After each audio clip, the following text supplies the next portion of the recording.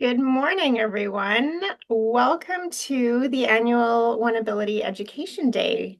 We are so glad to have you here and really looking forward to spending the time together over these next few hours with some really incredible guests.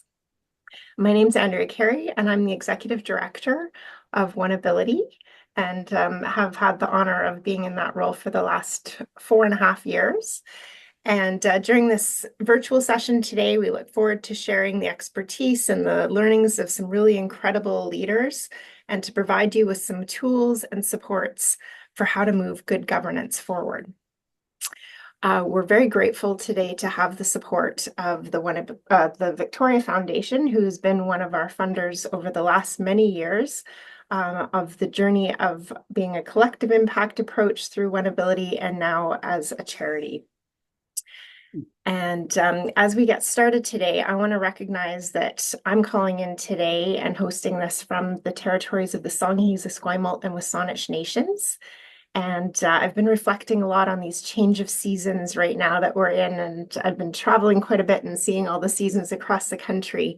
And the other day, as I was walking, there was a new sidewalk in our neighborhood, and the leaves, as they fall, leave this kind of print on the sidewalk and of their colors as the color leaves the leaf. And I just thought it leaves such a beautiful imprint in our lives and thinking about the people that make imprints in our lives. And so with that, I want to first share with you that we have interpreters with us today. So we have both Bree and Denise that will be popping on the screen throughout the session to offer us ASL interpretation so that folks can take in this session in the ways that work best for them. And then I want to, with a warm welcome, welcome my good friend Alec Nelson. And Alec is just one of the most important people to me. And it's been a really beautiful fall because we had the opportunity to acknowledge Alec in his induction into Canada Sport Hall of Fame a few weeks ago, which was probably one of the most impactful events of my career to be part of that and to celebrate Alec. Alec is an elder that does work with iSpark and many other organizations in supporting their Indigenous journeys. And he's a proud member of the Muskamak Zawadeyak Nation and Kunkum Village. He currently resides in Victoria and continues to be deeply involved in traditions and culture, and particularly in the sport of soccer, which is one of his true loves. And he spent 7 years in the infamous St. Michael's Residential School in Alert Bay. He's a graduate of UVic. He's a senior advisor and elder for the Indigenous Sport, Physical Activity and Recreation Council in BC. And one of his greatest achievements was hosting the 1997 North American Indigenous Games in Victoria. So I'm going to turn it over to Alec to open us in a good way today. Thank you, Andrea, for that kind remarks and references. And it's nice to get a good sense of everybody right now and for us to be on this call together. And I guess what happens before workshops, we start to think ahead and what could we do and what could we say. And that is meaningful in different ways. And so where I went with this was the abilities question, and there are often times I go visit my mother-in-law who's in a care home. And, I'm 77 years old right now and she's in her 90s. And so in that, I started to think about what goes on in mother's mind and what goes on in her life. And I can only speculate, where she's at with that. But I do know, though, that when I go and visit, the physical activity, the physical aspects become very limited, and they don't move around as fast as they can. They use the walls to help them balance themselves. And so I see that as one of those, I guess, questions of abilities. And then I think to myself, where do you go with this, Alec? Well, you don't take it for granted because someday you're going to be of that age. And so there again, it's like that in all of life. We don't take life for granted, and then you become more grateful for what you do have. And so I guess that was going through my mind. And so I just want to thank Mother for this moment. She's at home right now, but just just to be a part of her family makes it even so worthwhile to be a part of that family and to, I guess, they become real strong teachers for me. They become very strong teachers for me. And so that's where that gratitude and value comes into play. And so with that, I'll leave it at that for now. And I'll get to know you even more as time unfolds. Thank you so kindly. And it was nice to hear a reunion happening during this moment of ours here. Thank you. Okay, Andrea, your smile is always there, always there. And it goes with your spirit. Thank you. Ahem. Thank you. Wait. Thank you, Alec. Gaelic Hustle to you too. And we're just really grateful to have you here and have you be part of our family. And you spoke about teachers, and you've been one of my most treasured teachers over the years. So thank you. So folks, we're going to move into our session today. And now that we've been opened in such a beautiful way through Alec, and so our agenda for today is a welcome and opening that we've just undertaken. We're going to just share a little bit more about OneAbility, and then we're going to move into our keynote presentation by Josh Vandervies. We're going to have a little break. Then we're going to go into a panel discussion that features Josh and Mike Waters. Another little break, and then Mike Waters is going to deliver a workshop session, and then we'll have a closing to wrap us up today that Alec will join us for as well.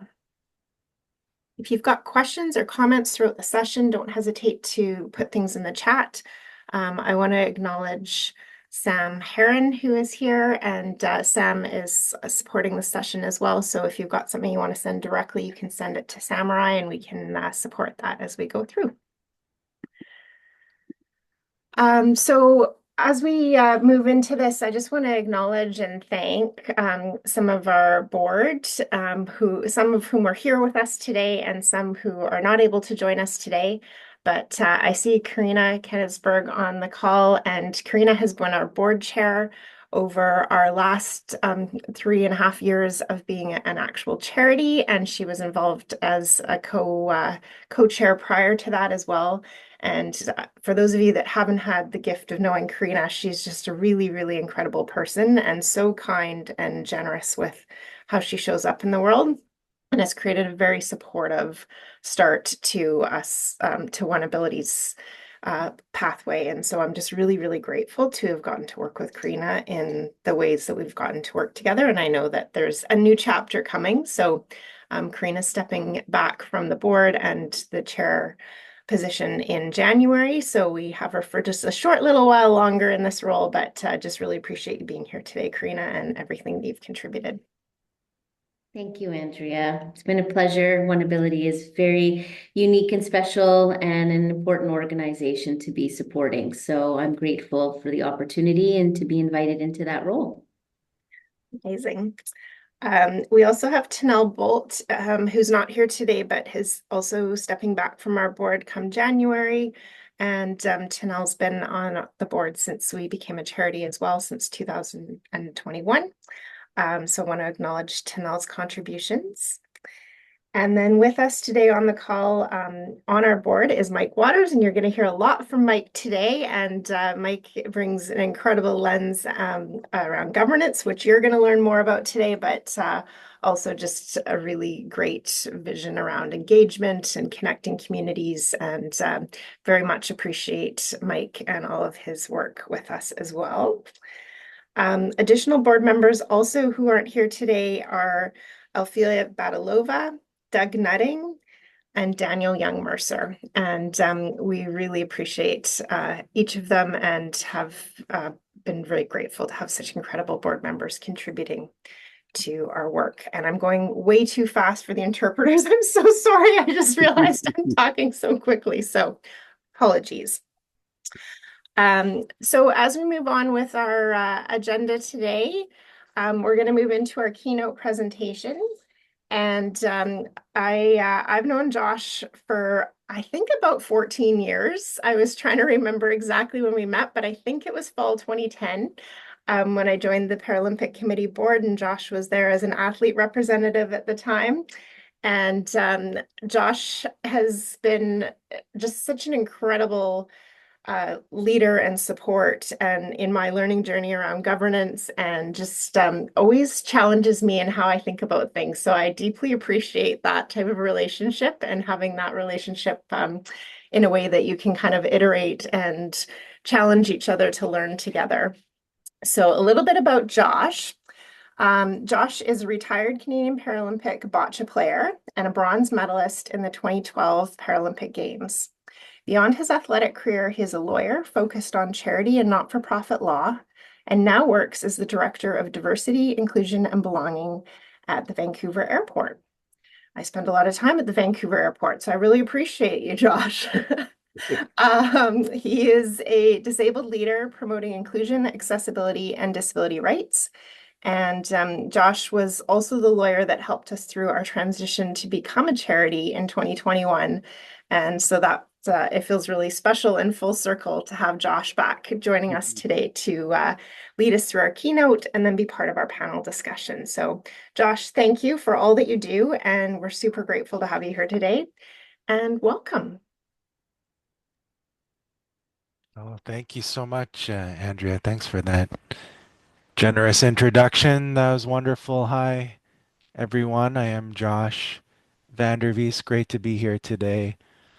Uh, feel free to stay off camera, be on camera. We've got until 10 a.m. Here for my keynote, and I'm a big believer in not doing slides. So I've got no slide deck here. Happy to see your faces and reactions if you want, or if you don't want to. I know I had back-to-back Zoom meetings all week long, and I was indulging in having my camera off for a lot of them. So, quick visual description here. It's nice. What a nice tradition in the disability community to do that. You never know when someone has a vision disability or when someone just isn't watching. Uh, So I'm white. I've got brown hair, fresh fade haircut here. My beard is trimmed today. Just got it trimmed. It was looking pretty wild before that. Got glasses, blue shirt. I was born without my arms and legs, and in today's Zoom world, it's quite interesting. It's not, if I put myself at the right angle in the camera, I feel I'm able to feel what it's like to have an invisible disability. And in in the real COVID days, I was finding myself like that in meetings, and I realized when I needed some disability credibility, I would have to, adjust my glasses here to show everyone that, remind them that I'm disabled. That was pretty fun. I'm in my home office here. I've got my Paris 2024 poster behind me, slightly off screen. So, it really goes back to the beginning, right? A lot of people can have the luxury of sort of starting their story at different parts in their life. I have to go right to the moment I was born, and it was a normal pregnancy as far as my mom knew. But then 2 weeks before her due date, her water broke, and so my dad and her went into the hospital, and The doctors felt her belly and felt something was different. This was in the days before routine ultrasounds were being conducted, and said, "Well, looks like the baby's coming out breech, butt first. So we're gonna have to do a cesarean delivery." And so that required some anesthetic. And when the anesthetic was wearing off, my mom tells me that she asked the nurse, "Well, was it a boy?" And the nurse said, "Yep." And then my mom apparently asked, "Does he have any hair?" And the nurse said, not really sure." She was focused on some of my other features, likely. So the doctors came in and said to my parents, "There's been a tragedy. Your son was born missing most of his arms and legs. He's never going to be able to look after himself. He's not going to be able to walk." And they painted a picture that was so bleak that my parents asked, "Well, is he going to die?" And the doctors apparently said, "No, no, he's not going to die." And so they said, bring him in. We want to meet him." And they tell me that they unwrapped me from the blankets and looked at me and kissed me all over and told me that they loved me. And they showed me that ever since, uh, just giving me all sorts of opportunities over the years, making sure I had what I needed. If it was little pink toilet paper rolls on the end of my arms when I was still really small so I could hit the toys on the baby mobile above me. Or as I got older, my dad, he's a carpenter, and he built me, uh, you know, wooden parallel bars at my little height down on the ground so that I could balance and learn how to walk and scoot myself on the ground with my short legs that end near my hips. And then it just became apparent that I was wanting to be active. I wanted to be active. And so my dad built me a play center in the backyard with a ladder and a drawbridge and a slide that I would be constantly climbing up and scooting across and sliding down. But it was always time me, mom, time me, because I always wanted to beat my score. Oh, is back then it was more like time me, mom, time me. I had a high pitched voice, and so they saw that I wanted to be active. My parents, they put me in swimming lessons at the local rehab center, Pathways, in Sarnia, Ontario, where I am from. Learned how to swim, learned how to keep my head above water at first, and then front crawl, back crawl. One day the instructor said, "Why don't you put Josh on the swim team?" And the parents said, "What? Why would we be putting our kid with no arms and legs in a situation where he's just going to get destroyed every single time?" They didn't know about Paralympic sport. They didn't know how Paralympic sport works. Usually at this point, I ask audiences, "Does anyone here know how Paralympic sport works?" But pretty sure most of you know. It's athletes with similar disabilities compete against other athletes with the same type of disability. And so that meant that I would be competing against other athletes with some kind of disability in all four of their limbs uh, across the sports. And so what a light bulb that went off. They put me on the swim team. I really fell in love with beating my own time in the pool. What a fun thing. And then went to my first swim meets when I was small and got the concept of beating other people. Incredible. And then also of losing. It's so painful. And the desire to not have that happen again, to be winning in the future, that unlocked competition for me. So as I was growing and learning, I was so lucky to have had competition as a part of my life from the very beginning. Now it's one of my main values, and so we have the chance to really think and be aware of what our values are. And when we live our values, that's really a way to find meaning in our lives and belonging with others. Competition is one of my main values, winning, losing. And I found now, all these years later, when I just admit that competition is so important to me, that being competitive is not something to shy away from. It has really unlocked some nice connections. But then I found shot put, discus, javelin on my high school track and field team, tie down from my wheelchair.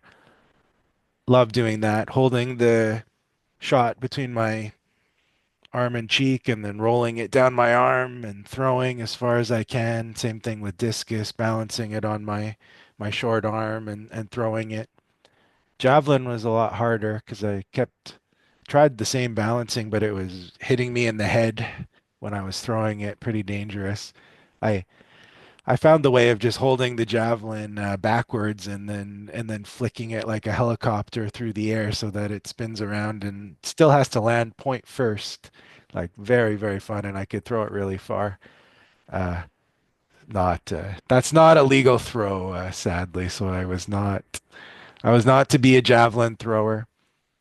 But luckily, bocce was the sport for me, and I saw it being played at different multi-sport games when I was a kid. This was the golden era of disability uh, sport games. So there was the Windsor Classic indoor games where it was it's like a mini Paralympics. It's a huge event and all the sports are happening at once. And so I got to see bocce being played and decided that I wanted to try it at the next iteration of those games. Loved it, fell in love with it right away. It's outsmarting your opponent and outperforming them to win. So Paralympic bocce is leather balls on a hard court, and you have to get your red or blue ball closer to the white ball than your opponent. So similar to curling, it's all about placements and blocks and ricochets and lobs and bounces and thinking moves ahead and behind and lulling your opponent to sleep until it's too late and you just hit the jack back into what you set up and that they didn't notice. Loved it. And I, of course, didn't know all that at the beginning, that I was just trying to get it close to the jack and had some good performances, went to nationals a few times, and then uh, finally qualified to Athens 2004, my first Paralympics. Made the national team the year before that, World Cup in New Zealand. Just traveling the world when I'm 17 in high school still. What an opportunity. Qualified for Athens. Going into that stadium, it's 85,000 people cheering, and what you don't see on TV for the opening ceremonies is that we have to wait as the countries for like 2 hours before we get to go into the ceremonies, and you get closer and closer. And in Athens, we were in a tunnel somewhere in that stadium, and you hear how loud it is, and it gets louder and louder, and then you cross the threshold, and it's all those thousands of people cheering, and they announce Canada, and then they cheer a little bit louder. I'll keep that memory with me forever. The the results, I was 11th in the world in Athens. Just wanted that medal so badly after that. Wanted a Paralympic medal, and the first step, of course, to getting a Paralympic medal is to qualify for the next games. So the next games there was Beijing, 2008. And in the 4 years between, you have to be ranked in the top eight in doubles in pairs in my division of bocce. Uh, Going into the last international event before the qualification ended, we were seventh in the world, and so we just needed to maintain our ranking. We had such a tough fought competition. It was at BC Place. My partner Jonathan Poulain and I we battled so hard, and in the end, it came down to one single point. So it's 1 millimeter or part of a millimeter too far or not far enough in the placement, and we finished ninth at that event, and it brought us down to ninth in the ranking, and we didn't qualify for Beijing 2008. Has anyone here ever set a goal and not quite not reached it? Yeah, it it's a special feeling. It's a physical feeling, like you've been punched in the stomach or hit. It's a mental feeling that you want to just quit. And really wanted to quit after that because I was at my undergrad by then. I was at Western doing a double major in political science and French. I'd been waking up at the crack of dawn and going to train before class and then eating and sleeping and just doing my work and repeating such a tough schedule for all those months leading into the qualification period, and I just wanted to quit. But I used a sports psychology tool called reframing, which is uh, being mindful of the situation, of the reality, and thinking about it in a different way. And so, did I put in all that effort for nothing? No, it was a chance to know that uh, I have the ability to put in all that work and I have the ability to get so close to qualifying for the Paralympics. And so that uh, understanding really fueled me and propelled me. I took some time off, of course, but then I revolutionized my approach to sport, got new training partners and new equipment, and doubled down on my sports psychology learnings and came back. Uh, it looked like I was just really on my way to um, London 2012, right? Full speed ahead, and then all of a sudden, a new athlete joined our sport. He came from another sport of wheelchair rugby, Marco Despaltro, and he showed up at some competitions that I wasn't at, and there was a murmur through the community of how amazing this player is, and okay, I thought, and then we'll see. And then we had our first competition, and I beat him twice. Still, I beat him twice. It was good. It was, you know, I'm still the most handsome, most bilingual, best bocce player in the country. Uh, but then at the next competition after that, Marco, he beat me. I mean, he took some of the stuff that I showed him, and along with all of his other things that he was learning and training. And then he beat me again, and he beat me 42 times in a row. And he was keeping track of it in a little journal, and he would be showing it to me, his streak. And so Marco is an incredible player. And the great news is that the top two players team up to be the pair. And so Marco and I went into London 2012 as the pair. We qualified. We had no idea how we were gonna do, right? It's so incredibly tough, and we had some okay results, but no business really getting a medal, even though we wanted it so bad. We had a European tour right before London where we just got, humiliated, demolished by teams that didn't even qualify for the games. We were We were so scared and so ready to unleash our performance.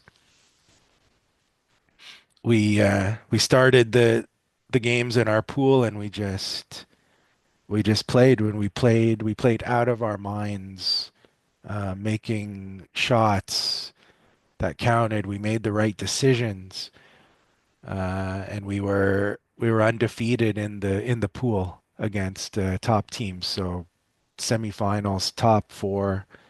You know, the reason we made those good decisions was because we were communicating at such a high level.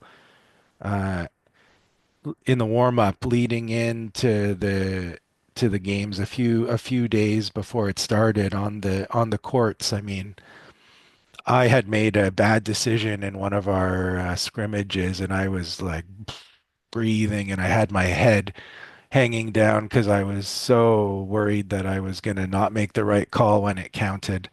And Marco just wheeled by, and it's hard for him. He's got muscular dystrophy to lift his arms up, but he lifted his arm up and just punched me in the shoulder weakly and telling me, look, just in that moment. And I just looked at him, and we were able to say to each other, yep, we're going to do it when it counts. And we did.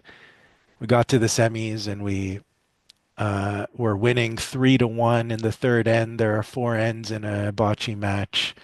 Looked like we were going to go sailing all the way to gold. Uh, but it wasn't to be. The Czech Republic, Czechia as they're called now, uh, they scored and they tied it up in the last end and brought us to a tiebreaker, and we lost in the tiebreaker by, you know, a single point is how it usually goes. So there's that familiar feeling,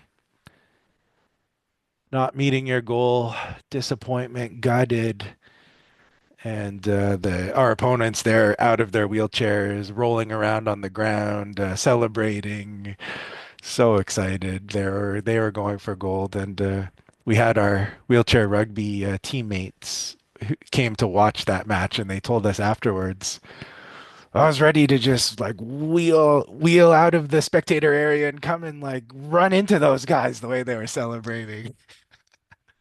So fun. So fun to have that support.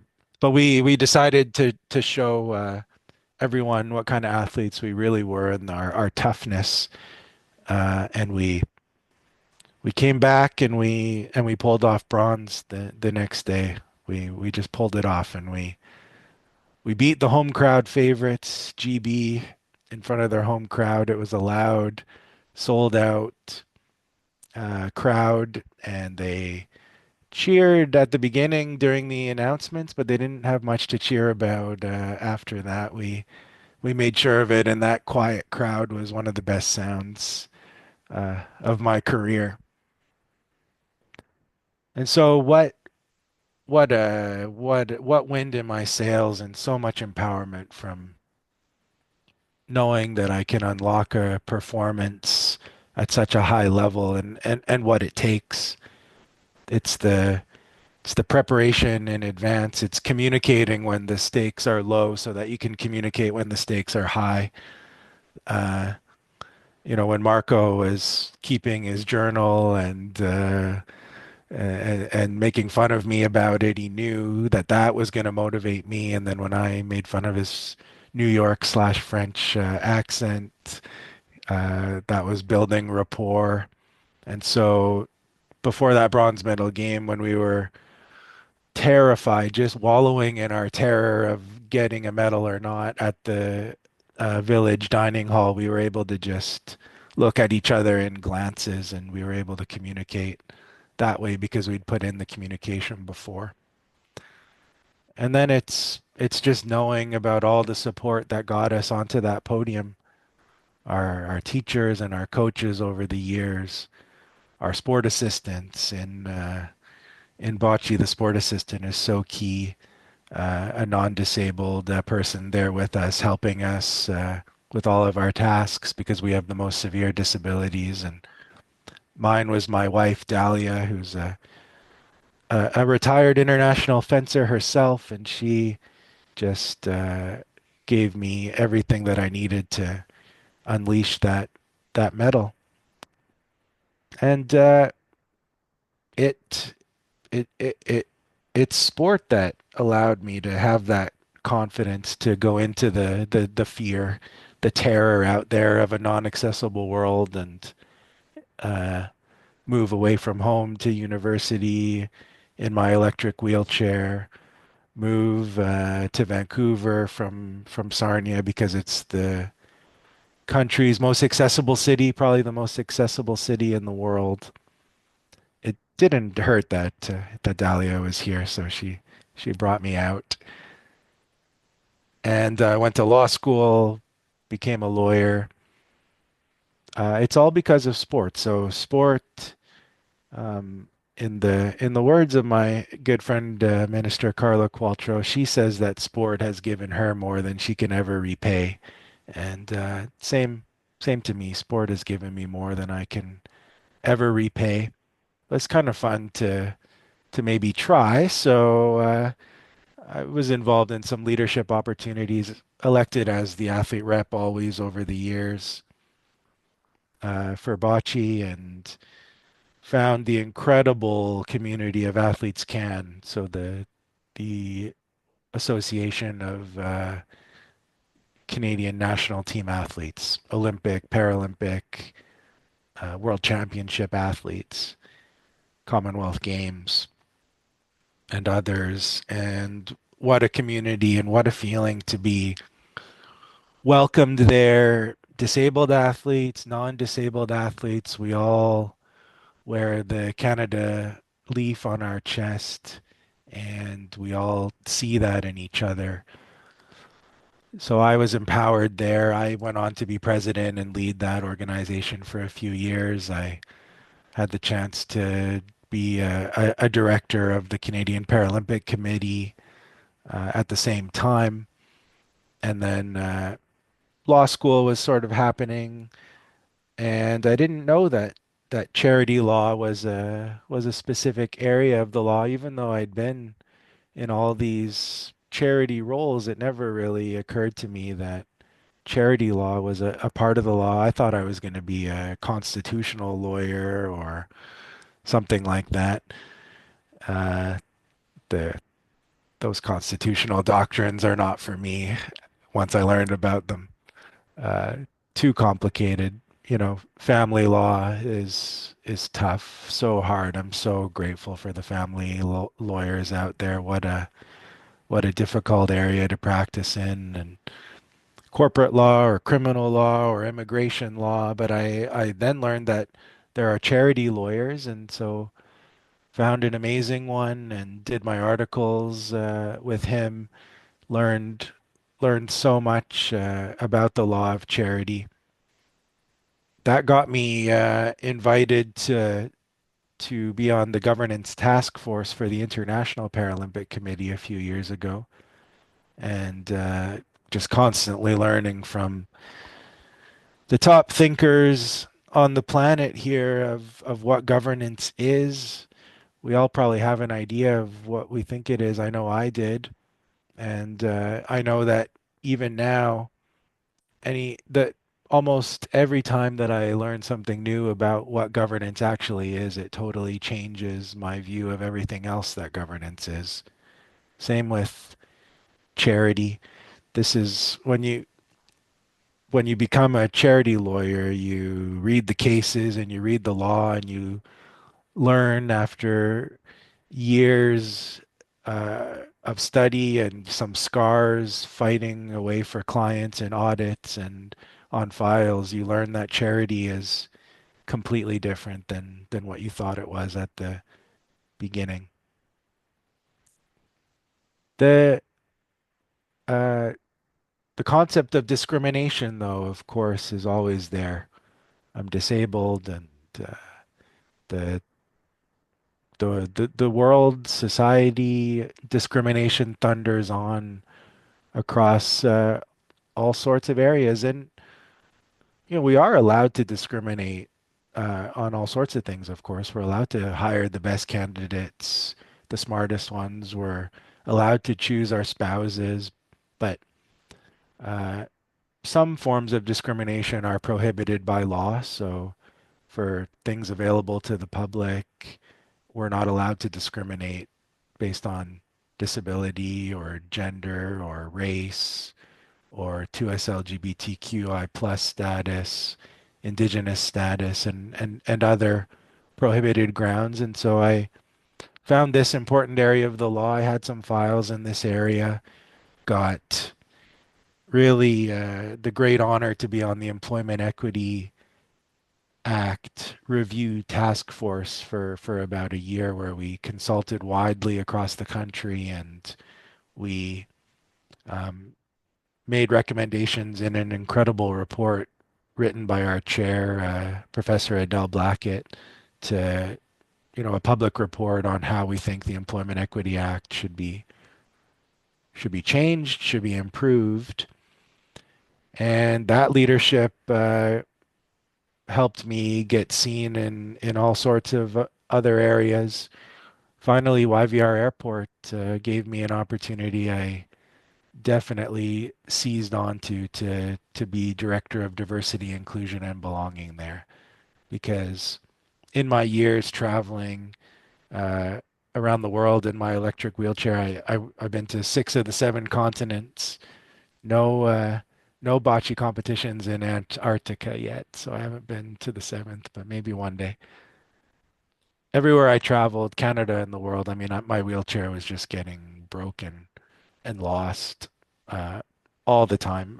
At least 80% of the time is my anecdotal percentage. It's probably higher. There's almost always a problem, and so it's just so difficult. The the way the planes are designed, the way the equipment is designed, it's so tough for passengers with our own mobility devices, and it's so hard for the airport workers to be dragging 300-pound mobility devices around to try to get it into the cargo hold. So this concept of air travel accessibility, meeting the chance to make a difference in the world with social impact and charity, and then also the great opportunity to not forget that disability is one of the important prohibited grounds that we're not allowed to discriminate against. So let's take learnings from disability and reduce discrimination in other areas with those learnings. That led me to this role. Such a such a privilege to be out at YVR with such a great team that gives me so much wind in my sails. They they got me when I had already agreed to be co-chef de mission for the Paris Paralympic team. So I also spent some time this summer celebrating the games, leading the team, messaging in the media, um, with our sponsors and with our teammates at key moments in Paris. Just so incredible to see Nick Bennett shatter so many medal-winning performances at La Défense Arena. What a, you know, heroic bronze medal win from our women's sitting volleyball team against Brazil. First, first Canadian team sport medal in 12 years. Uh, other great medal performances, especially athletics and swimming, our multi-medal sports really have been doing well for the last couple of years. I have been asked a few times why I think that those performances came to be in Paris. I do think the answer is governance. I think NSOs, national sport organizations, are starting to understand governance more and more. The person's eyes usually gloss over when I say that, and they just get bored. And the non-medal winning performances too, of course. Women's goalball team battling so hard after qualifying in Santiago and beating the U.S. there and making it so that they didn't qualify, like outstanding. One of the greatest stories in Paralympic history in Canada for that to happen. But they couldn't get a medal in Paris. It wasn't meant to be.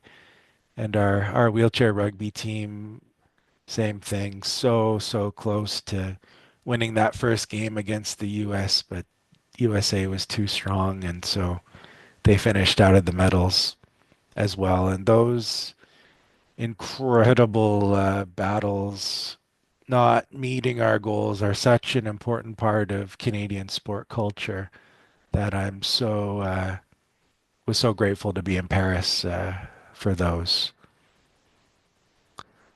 The the the concept of governance, right? So we all, I think, know that people are saying, "Oh, there's a governance crisis in sport." I think we all see that there is a crisis in sport. I would agree.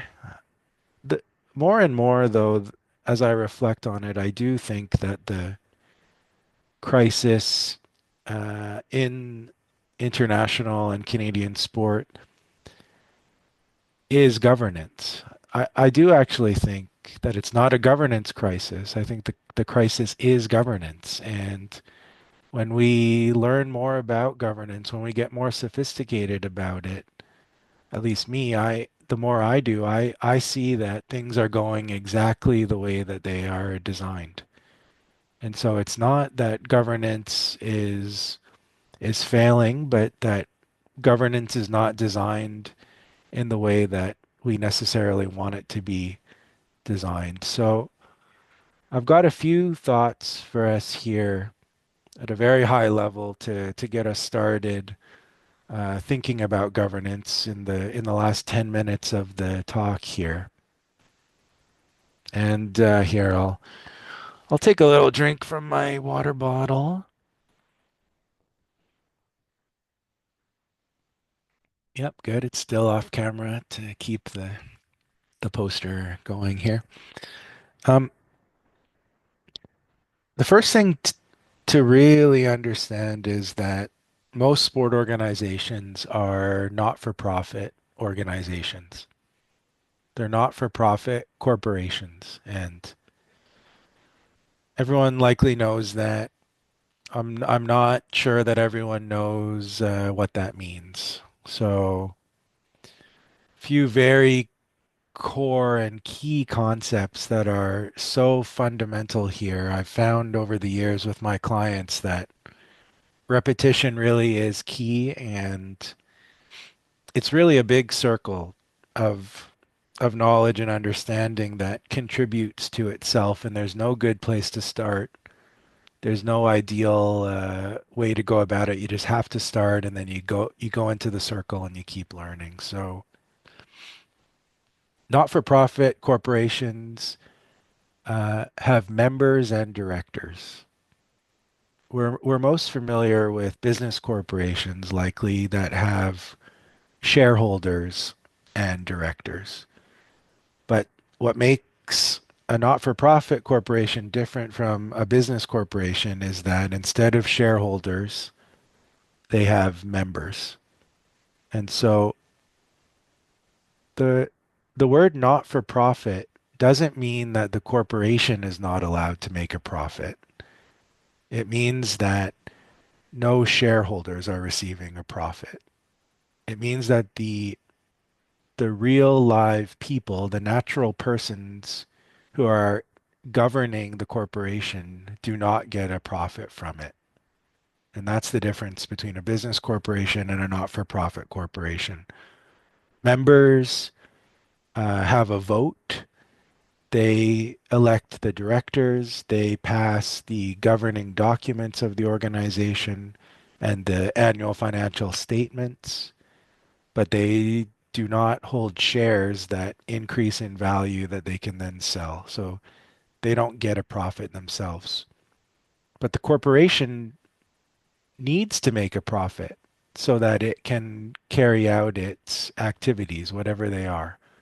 In our case, it's going to be sport, disability. And so this leads us to governance. And when when we hear governance, we probably think about big I mean, maybe binders for those of us who've been around long enough, or just long PDF documents. Nowadays, we think about pages and pages of words. Governance is just going in and wordsmithing all the words, and to an extent it is.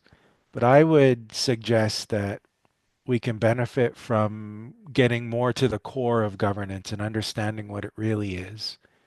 Governance really is, how do the principals make sure that the agents are acting in their best interest? And so this is called the principal agent problem. So how do the principals make sure that the agents act in their interest? In a business corporation, it's pretty easy. It's the shareholders who are the principals, and then they can implement incentives for their boards of directors to act in their interests. Things like uh, paying them in shares, or doing share options, or having performance bonuses that are linked to share price. That's how you can align the interest of the directors with the shareholders. But in a not-for-profit corporation, I would, the more I look, I find, when I think about it, looking at individual organizations, I have a hard time figuring out who the principal is and who the agents are. Agents are easier, but who is the principal? So who is delegating authority to someone else to carry out their goals? We know that when we have a real estate agent, that agent is acting on our behalf, and there are incentives there, things like the price of the sale. But in a not-for-profit corporation, what can we do to make it so that the interests of the members are aligned with the interests of the directors? And the first part there is really knowing who your members are, always knowing who the membership is, because the members are in control of the corporation. It's really the membership that is the corporation. And there are different ways to do this. Policies and bylaws. We can have written criteria of what it takes to be a member or a director. We can figure out what the quorum is for members' meetings and directors' meetings, which is the minimum number of people that have to be there for the meeting to have valid decisions. Notice periods. How much in advance do we have to give notice about decisions? We can create committees, and we can give officer titles to people. We can figure out which auditor we're going to appoint. We can decide whether or not we are going to have an auditor if it's not required by any of our legal agreements or charitable status. We can get thinking about indemnification, which means that if things go wrong, the corporation will come in and defend directors. We can we can definitely know when our fiscal year end is. That's a critical one. We can get better and better at reading and understanding financial statements. There's the concept of conflict of interest that we can really wrap our minds around. Conflict of interest is um, known in the journal articles, in the academic articles. The professors are saying that conflict of interest is the most applied but also least understood concept, including by lawyers and judges. And so conflict of interest is not that interests are conflicting, it's that you have two fiduciary obligations that deal with the same issue, is one way to understand it.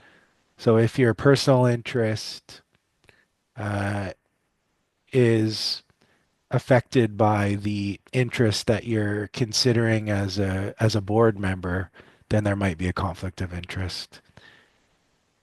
We can know about equity group representation and figure out ways to increase that. There's the idea of term limits, which I'm pretty skeptical of actually. It is a problem that that charity or not-for-profit leaders, volunteer leaders stick around forever. They stick around for 20, 30, 40 years. That is an issue, but I think that by putting term limits in, it actually is a band-aid solution and it masks the underlying problem, which is why are the members electing the same people all of these times? What is happening with the membership not being robust enough? And then in sport, we got some specific ones, right? Abuse-free sport and anti-doping and anti-match manipulation. Uh, it's critical to be on top of our annual filings, our remittances. We can understand the differences between directors and staff and how that works in a governance board versus an operational board. I'll just I'll conclude by suggesting to you all that that these details don't really matter. The details, in my view, are not really the governance work. They are the tools to implement governance, but I would encourage you to focus on the principal agent problem because until that problem is solved, you don't know what decisions to make in the details. Knowing who your members are is so central to governance, especially in BC and Canada. Having an accurate member register is the one step that I want to make sure that all of you listening to this have, because that is the cause of almost all the not-for-profit squabbles out there is an inaccurate member register, and it's also the solution to really drive good governance is to know who your membership is. Thanks for giving me the chance to start this important discussion today. You know, we've got so many opportunities, but when we create our own opportunities, that's how we can really live our values and really live. Thanks. Amazing. Thank you so much, Josh. I know there's a couple questions popping up in the chat. I think we'll blend those into our panel as it comes up in the next few minutes. But maybe just if you do have a question, pop it in there and I'll weave it into the questions that I'll be asking both Josh and Mike when we come back from a little break. But just want to give people a little opportunity to stretch or get whatever you need to support you being engaged in this next hour that's coming up. And a massive thanks to Josh for taking us through your story and thoughtfully sharing with us where some of those pivot points and real kind of next opportunities came for you in your journey. And looking forward to diving a little bit more into the governance side of things in our next hour. So we're going to pop to a break. I'm going to give us till 10 after the hour, and we'll be back and get started promptly then.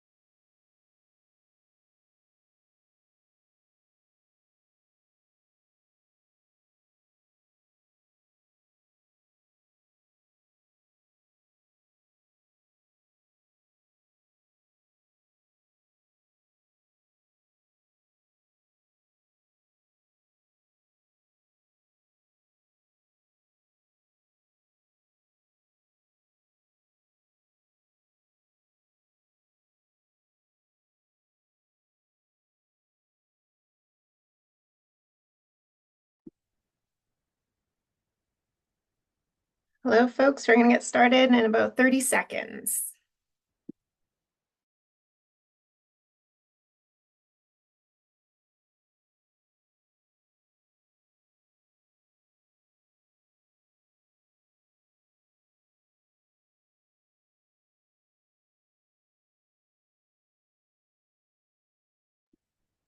All right, I'm going to welcome folks back into the space and welcome to our panel. I'm going to begin our panel by introducing Mike Waters. As I referenced earlier, Mike is part of the board of directors with the OneAbility Foundation and has been an incredible colleague, friend, and mentor to me over many years. Mike is dedicated to community building and has been for over 25 years throughout his career. He supported numerous initiatives to develop and improve programs, services, facilities, and infrastructure for municipal and regional governments, as well as not-for-profit agencies, both in Canada and in the UK. And Mike can share a little bit more about us both in this and as we go into the workshop that is post the panel as well. So I want to welcome you, Mike, and invite you to add anything else you'd like the folks to know about you. And then we'll also get Josh to tell us if there's any other fun facts he'd like us to know as we head into this panel. Sure. Hi, everybody. Thanks for having me, and Andrea, thanks for the nice intro. I guess if I'm going to be really 100% honest, I was just doing the math now that I had that fantastic moment this morning of reconnecting with one of the interpreters who's working with us today, Denise, who I went to school with many, many years ago. I've been in the involved in and invited to be involved in the effort to advance inclusion now for 40 years. Because I started my journey in 1984 after leaving high school. So, when you think you're not that old person who's in the room, well, guess what? I'm the old person in the room. But feeling pretty good about it and looking at the names on the screen and the faces on the screen, it's fantastic to see so many people that I've had the opportunity to learn from and work with and grow with and sort of contribute as we move along at, having those relationships with Karina and Jill, and I think the Sandy Clark on the call, we've worked together in the past as well, and yourself. So amazing to sort of look at that and think there's so many touch points, in one's career as we all are trying to advance, as Josh said, kind of continue to advance and move the inclusion effort forward. Thank you. Thank you. Josh, anything you want to add to what folks already know about you? Oh, I'll just do an update on the visual description here. I've moved my water bottle to now be blocking the Paris 2024 poster because I've decided that I would rather stay hydrated. That's fair. Yeah, and thanks for the beautiful visual description. I did not do that in mine this morning, so maybe that's an opportunity for me to do one now. A little bit late, but better than not. So I would be described as a white woman. I'm wearing dark glasses that are quite large on my face, but I kind of love them. And I've got curly blonde hair, and I'm wearing a bright pink sweater with a white shirt underneath it. And my background is blurred. Today I'm wearing a pink sweater because today is the heavenly birthday of a friend's daughter, and so we wear pink every year to honor her. So that's both my daughter and I are showing up in pink today for that reason. So I think we'll dive into some questions. We have a couple in the chat, but I'm going to build off of kind of where Josh was going with some of the comments that he was making towards the end of his presentation around governance. And so I want to start by asking you both what you think the most important topic around governance is for us to be thinking about and planning for. And either one of you can go first. I haven't tagged either one of you in. Do you want to go first, Josh? No, go ahead. Okay. I've been talking for a Well, while. that's a great question and a bit of a tough question, but I will share as I've been moving around the southern part of the province over the last year, working with various organizations who have a not-for-profit model structure and a board and a leadership team and a team of staff and subject matter experts who are delivering on mandate and impact. I think what I'm seeing sort of rise to the top, so to speak, is what people are focusing on and what's important is it's twofold. The first is the accountability piece. People want to talk about how good governance supports accountability. And what has to be in place is often a question, and Josh touched on that. And what do we need to have have our focus on to remain compliant and in good standing? And then I guess if it's a two-pronged approach, the other prong, so to speak, is how do we continue to encourage and attract leadership to the table? Because a lot of organizations I'm working with are finding it more and more difficult to complete their board, to recruit and sustain um, membership on the board. And I think for many reasons, that our society is changing as far as priorities and capacity. So I think those are the two things I'm hearing a lot of is how do we ensure we're compliant and we are in good standing, and how do we attract what we need? Yeah, just keeping all the pieces going right now feels like it's becoming harder for folks, whether it's from that succession planning and recruitment or from the compliance, and it all ties into the roles and responsibilities within a good governance structure. Josh, over to you.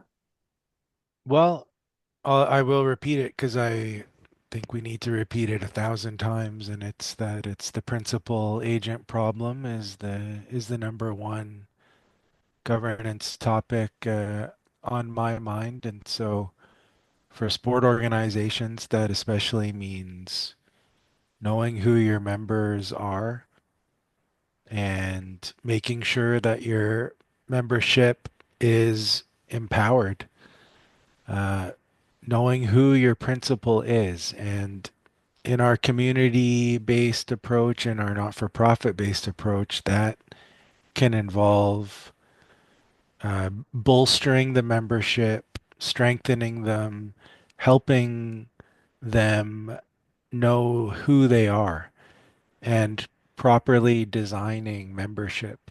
You can make changes to membership.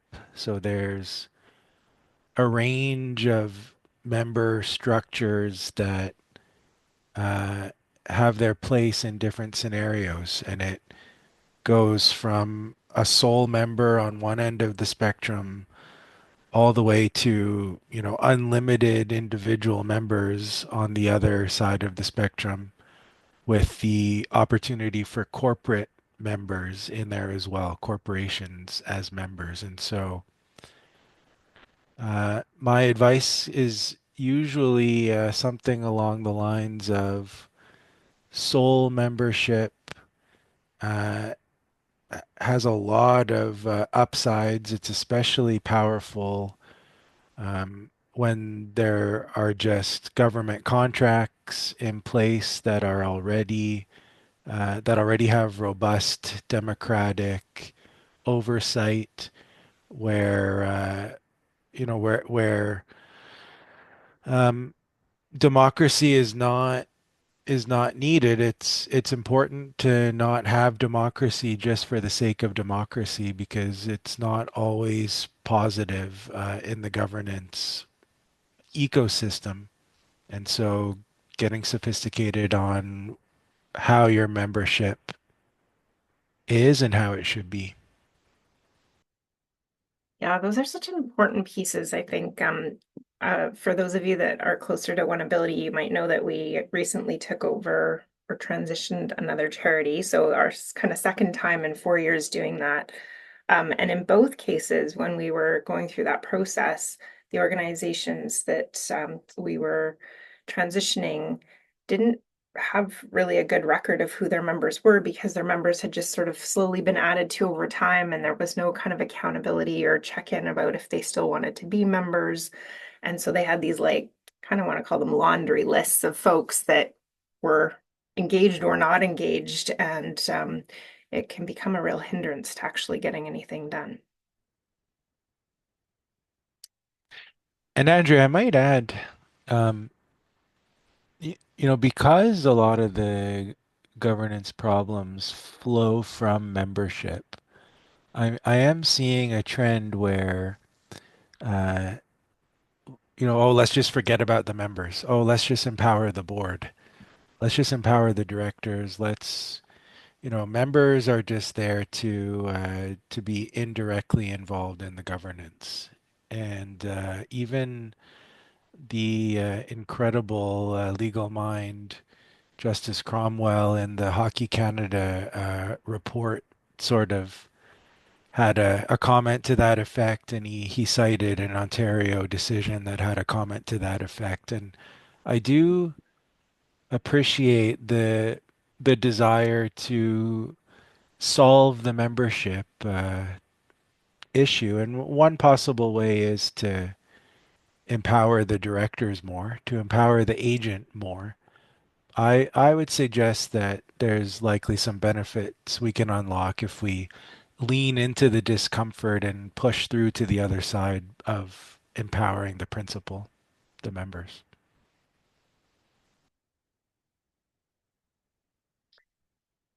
So, kind of building on that question and some of your reflections on that, what advice would you have for an organization in terms of setting up a board or a governance structure? What would be some of the kind of, I'm going to call them promising practices that you would encourage folks to lean into as they set that up? And Josh, maybe I'll stay on you since you started on some of that in your previous comments. Okay, sure. I mean, ultimately, it does come down to a strategic plan. And so it's about articulating as clearly as you can what your strategy is. And it is a it is a cyclical issue. It is about, do you have the strategy first and then the members come and join, or do you have a dedicated group of individuals already in place who have a clear idea for strategy? So the cart before the horse or the horse before the cart issue, I would say be mindful of which of those situations you're in, and then do as much work as you can to get the strategy in place, to be um, describing your purposes as clearly and succinctly as you can. And so the idea of purposes are a key charity consideration. And so if you're seeking charitable status at the beginning, it's critical to be consulting a lawyer at this stage. Um, there are all sorts of lawyers out there. I now am fully occupied out at YVR, and so I've closed my not-for-profit and charity files. But I could recommend some excellent lawyers. It's critical to have legal advice if you're seeking charitable status. If you're not, you can be a bit more focused on the content of the strategy, and it's just all about articulating exactly what you want to do in as measurable of a way as you can. And then I think that is the core. And from there, you're going to be able to attract the other pieces in place. You're going to be able to convince volunteer directors to join your cause. You're going to be able to start finding revenue opportunities, maybe donors who do or do not need a tax receipt. And it's the very difficult um, startup phase is I think what you were asking about, Andrea. Yeah, thanks, Josh. Mike? Yeah, I would agree with Josh 100%. As someone who is now, I think I've facilitated 12 strategic planning processes in the last 14 months. Um, it is always interesting to see and meet leaders and directors from an organization who are either in the process of building their first strategic plan or revisiting an expiring plan and moving forward, or contemplating the value of a strategic plan and their, as Josh says, their strategy. What I find really surprising is how much effort and interest goes into the development of your strategy and then how little it's used on a day-to-day or week-to-week or month-to-month process. I do these spot checks with some of my clients where I'll check in and ask where we at on a particular priority, and folks panic because they say, "Gosh, we haven't really brought it back into play." And I think there's a big disconnect in some of our thinking around that is our roadmap. That is supposed to be our guide. So I travel around the western part of this country talking a lot about for everything you're doing, there's something you're not doing. And why are we um, taking the time and the effort and the care to develop priorities that are supposed to be based on needs assessments, environmental scans, etc., and we're not using them? So I would say that the strategy and the use of the strategy is really key. And then the other piece for me is if you don't have a solid concept around how you're going to engage your membership in your strategy, you're missing a mark. And I'm going to talk a bit more about that in my workshop. Yeah, If thanks for that's that. helpful. What one of the pieces that kind of pops up to me in terms of some of the things you need to be doing and not doing is some of the fiduciary roles that are a requirement of operating a not-for-profit or a charity. And so I wondered if we could lean into that a little bit. And Josh, I know at the end of your presentation, you kind of listed a series of pieces, but what are a couple of the ones that we just really need folks to focus on and be paying attention to? Yeah, it's a really good idea to focus on the word fiduciary itself for directors to really understand what fiduciary means. And so it's a very powerful and important concept. A fiduciary duty means that you have to act in the best interest of another person or entity. And it's so difficult. It's so foreign. This is one of the concepts that really jumped out at me in law school, uh, learning about fiduciary duty. It's jolting, it's jarring. Lawyers and accountants are two professions that have fiduciary duties to their clients, and what it one way of describing it is you have to act as if your client is you. It's such a powerful idea. You have to do everything for your client that you would do for yourself. That doesn't, no matter what, if you're annoyed at them or tired or have other things going on, a fiduciary duty means you must act in the best interest of your fiduciary. And so that legal duty arises when we become directors of a corporation. We have to do everything in the best interest of the corporation and not of ourselves when we are in that role. And so there are often four parts listed to a fiduciary duty. There is the Uh, there's the no conflict rule, the no profit rule, the rule of confidentiality, and the rule of loyalty.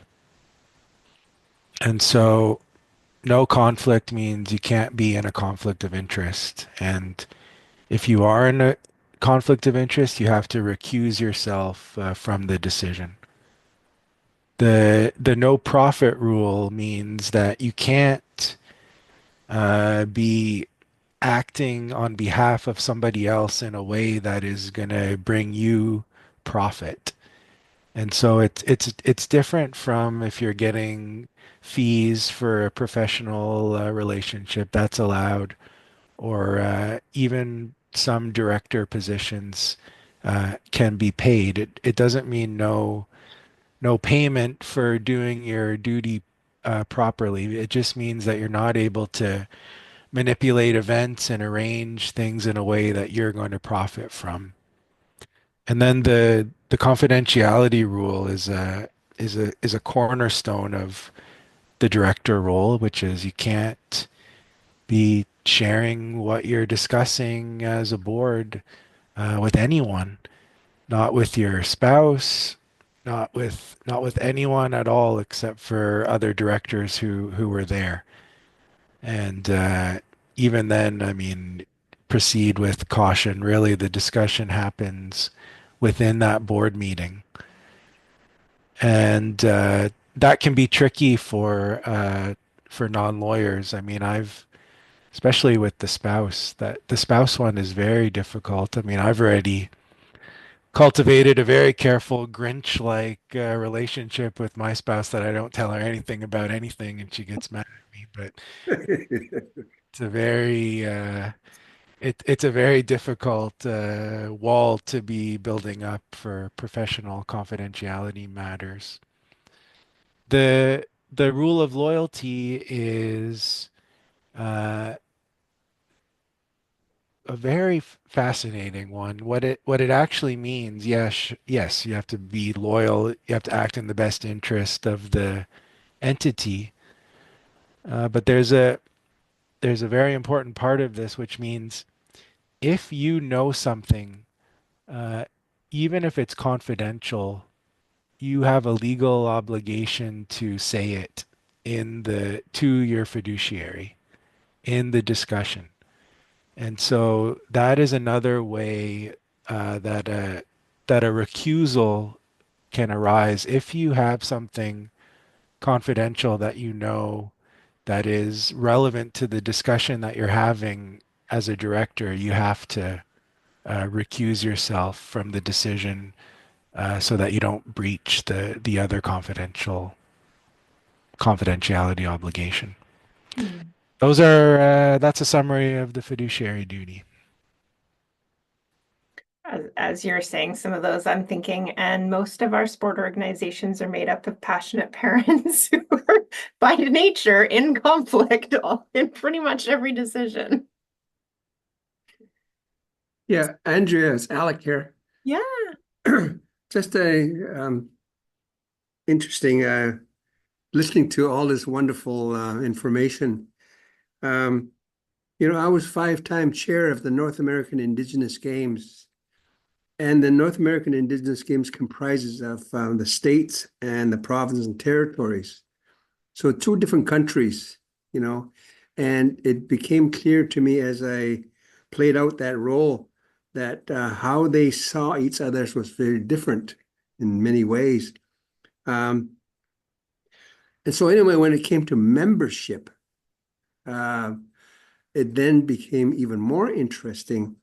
Um, whereas in Canada, it's very clear, it describes by constitution who the Indians are, so it describes the Indian, in the States, they didn't have that. And so the question to us was, how do we describe who's the North American Indian? And so it became an ongoing great question. But from a constitutional perspective, um, we thought that, or I thought that we were described quite nicely, in our Constitution bylaws. in both Canada and the States, and to help us qualify everybody for engaging in the set of games.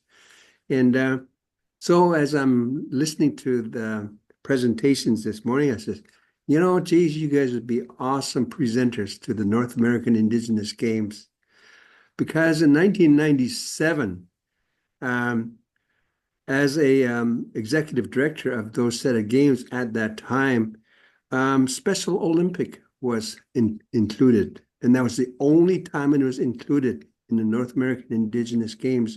And we'd like to proudly say, oh, yeah, that came from BC, But I think it's the whole global aspect of, inclusion, period, And so after that, it was not included. I guess you can call it exclusion, but it wasn't by. So anyway, you just try to get a handle on the whole sport world. Everybody loves to have sport, or I'd like to think that everybody loves to have sport, but everybody doesn't always engage in and enjoy the sport, because what's there to enjoy if there's nothing in place for you? So I ask myself about where we could go with this down the line, and I know where I'm going to go with this. I need to talk to the both of you, and to see what we can do as far as tying you up with with the Aboriginal Sports Circle on one hand, and the North American Indigenous Games Council on another hand, and talk on behalf of, if anything, Special Olympics, but the other areas that are included in sport. So I guess coming from my end, I don't know if that's any different from anybody else, but I just try to say that there are certain rules for Canadian people, and there are certain rules for Indigenous people and Aboriginal people. And I'm saying to myself, oh, Canada, how great thou art. And as we sing that song, but at the same time, is it a double take on itself? I don't know yet. But yeah, I just thought I'd tell you that story and go from there. Thank you.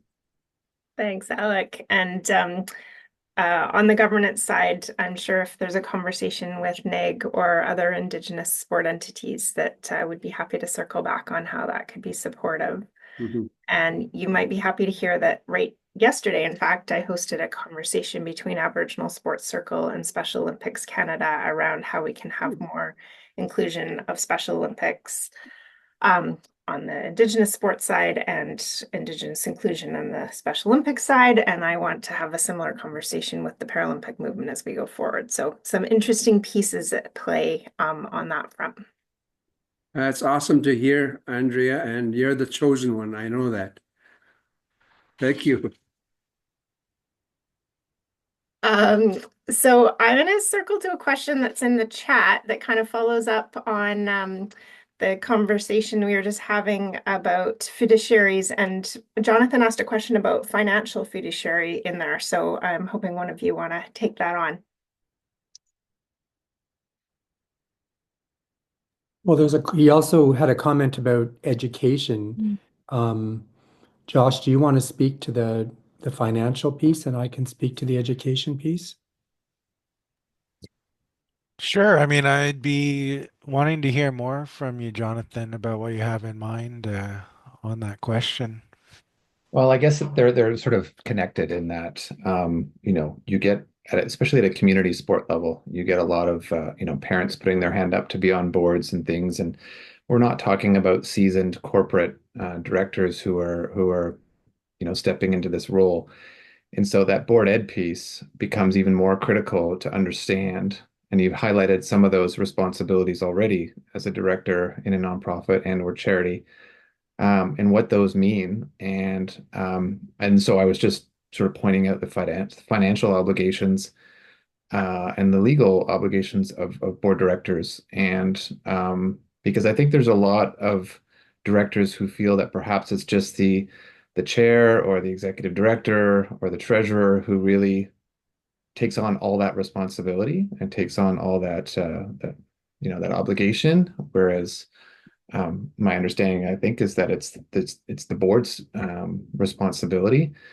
And so that board ed piece is so critical because it really does start to, in some of the boards I've had the privilege of serving on, we would always start a board meeting with a 20-minute, half-hour board ed piece, just as a if not a refresher, but at least something to make to highlight for the board to think about. And I think it makes more sense to do it at a for the non-seasoned board directors, right? And we're not talking about corporate directorships or things like that, but at a community sport level where it's an obligation for the nonprofits or charities to have a board. I think they need to understand very clearly what those obligations are that that they've signed up for. Oh, that's a nice practice. Did you bring in an external person to do the education? Well, we had a in one case we had a community member who was a seasoned practitioner, I guess you could say. This is what they did, and they sat on a number of national and provincial boards, and this was their primary role in being the governance expert, I suppose, on particular boards, and so they would drive that practice of making it part of the agenda, and if time allowed, you would just do that board ed piece at the beginning. Um, and I think it was a good practice. Not all boards, I know do that.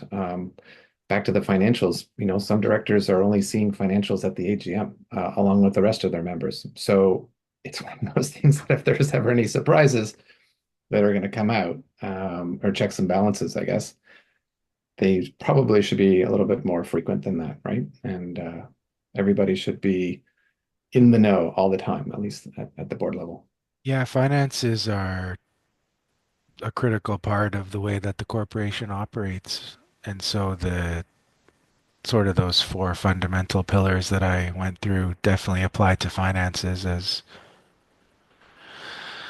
central. There are tactics that you can deploy to make things better, like making sure that your signing authorities are appropriate, that you have responsible signing authorities and not too many of them. I think ultimately it's to get these types of critical day-to-day tasks to paid staff as quickly as you can. That's sort of my advice for good governance. And I know it's difficult. I know a lot of the organizations are all volunteers, and so in some cases it's not even possible. The it can be a double-edged sword with let's say if you've got all the directors having access to the online bank account. I mean, that could create its own set of problems as well. So I think it's a balance of regular check-ins. I mean, ideal optimized is sort of quarterly or monthly financial reports, right? But even big entities sometimes struggle with that. So it's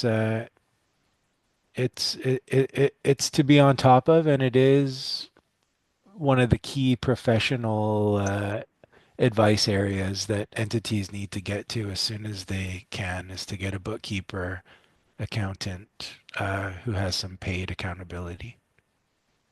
Yeah, because I just feel like that's one of the biggest areas where, the charitable sector in general has gotten a black eye over the last decade, right? Is that abuse, um, or non-disclosure, or, it would not abuse necessarily, but just perhaps even, the shoebox accounting, right? It's just the receipts in the shoebox. And so in order to ensure that you are not only being compliant, but sort of following best practices, I guess you want to ensure that you do have that um, transparency, I think is one, right? I know I was part of a board where you actually rarely saw financials, and we all thought that was a little odd, and that things were kept quite secret until maybe once a year.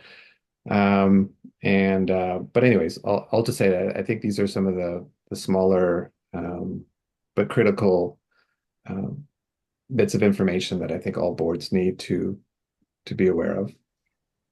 And I really want to hear from Mike. Before I forget, one of your points, Jonathan, though, was that some directors think it's only the president or the chair or the executive director that really has the authority and the liability, and that is a common myth. It really is the entire board, and the the directors together as the board are the decision makers. The chair or the president, they just facilitate the discussion. They just make it so that the majority decision can come in an effective way. And we do have a culture in Canadian sport where the president role or the chair role sort of gets elevated because the public profile is sort of a way to convince volunteers to do the job. But it's not a good practice for the volunteer chair to be sort of acting as a volunteer executive director. Mike, over to you.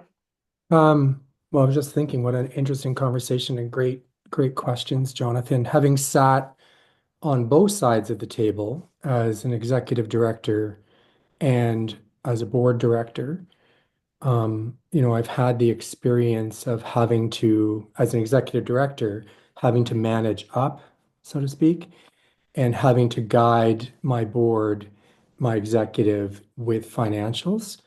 And I've had the experience of actually developing the process, reminding the board of policy, reminding the board of what is the best practice, and asking for additional supports for things like external audits or review.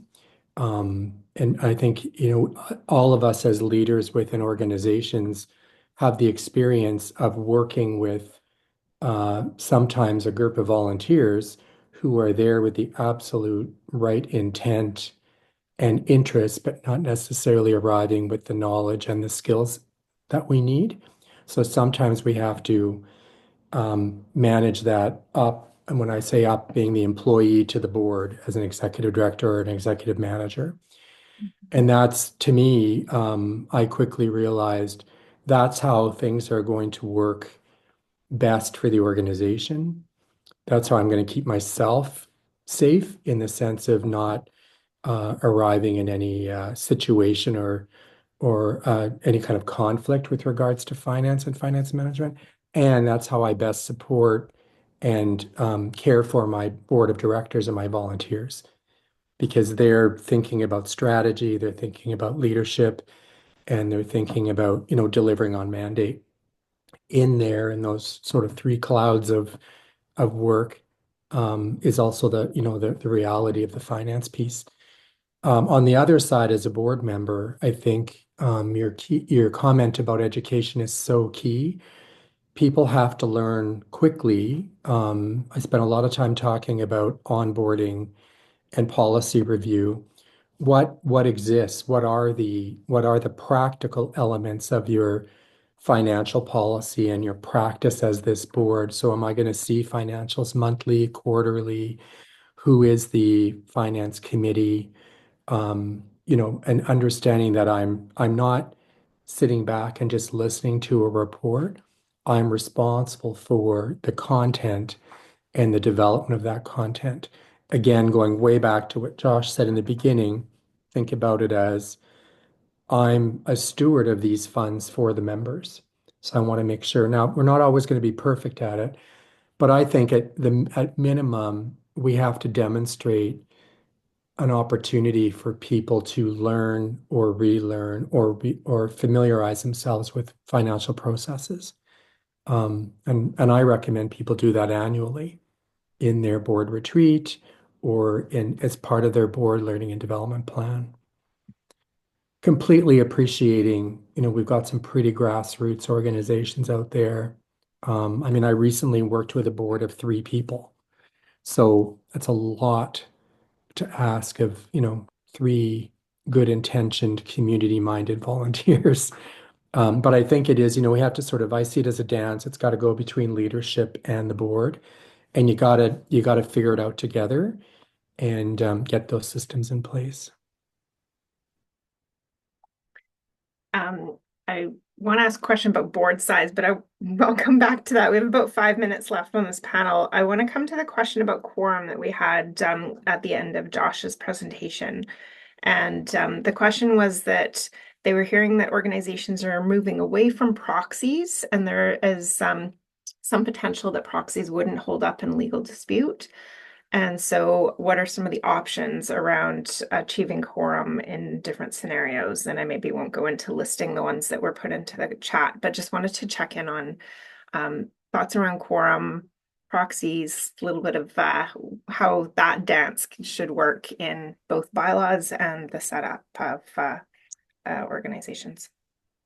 Yeah, I think that's one to get real specific advice on because you need to make sure that you're aware of all the different requirements of your corporate statute and maybe if you're a charity uh, and so on. I can say generally, uh, it's not that proxies themselves necessarily don't hold up. It's whether or not you have gone through all the formalities that are actually required in your specific situation. So look look and learn and know all of those requirements. But I a lot of times I encourage the thinking of do you really want to be dealing with proxies or not? And you can decide. Um, Proxies, of course, are when somebody who can't attend the meeting delegates in writing their vote to somebody else who can attend the meeting. Um, it they can have pros and cons. yeah, thanks for actually defining that, Josh. As we were getting towards the end of that, I was like, "Ooh, some people might not know what proxies are. We should say that." So good job. Little teamwork makes the dream work. Okay, so I want to circle back to that question around board size, because as we think about sort of how we set this up, Josh, you and I had a really interesting conversation about this a few weeks ago. So I sort of want to draw upon that in terms of like, what is the ideal board size? One of my experiences recently on a community sport board is a board of 24, and it is really should be a bunch of subcommittees. And I sit there each time going like, oh my gosh, this is not really a productive use of anyone's time. So I'll state that and curiosity from both of you in terms of what you think board size should look like. Well, I'll start if you don't mind, Josh. I talk about this a lot too and think about it a lot. And again, working with nonprofit organizations of all shapes and sizes. Of late, I've been thinking it really go back to your strategic plan and your mandate. Do you need to have 12 people? Are you trying to organize, coordinate, and support 12 people to achieve a mandate that is community, immediate community or even neighborhood driven, versus being a regional, look at the scope of your service and the scope and the I guess the range of impact of your priorities.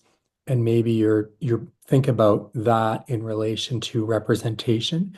I think I just had a conversation with a group last week about the effective use of committees and what we need to consider.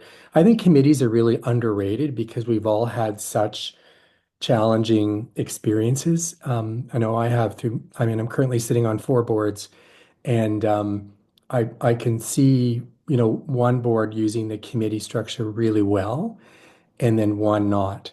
So I think again, it's going back to Jonathan's comment about board education and people understanding what's the purpose of a task force, a working group, a committee, a standing committee, or the board.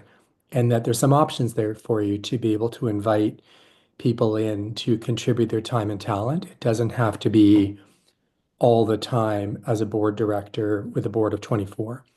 because it can get, unruly. Also, take a look at your own capacity. If you're a single executive director or manager, it's a big group of people to be able to resource, and you will have to resource them. So I think it's really, taking a look at what's ideal for you. Josh, want to add to that?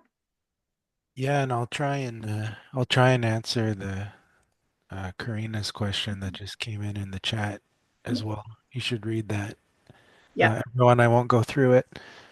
Um, or should we read it out loud, Andrea? Yeah, if you want to tie it into your response, go for it. I Yeah, think that's perfect. great. Yeah, good. So, overall, I would say as small as you can do. That's my overall answer. Your board of directors should be as small as possible.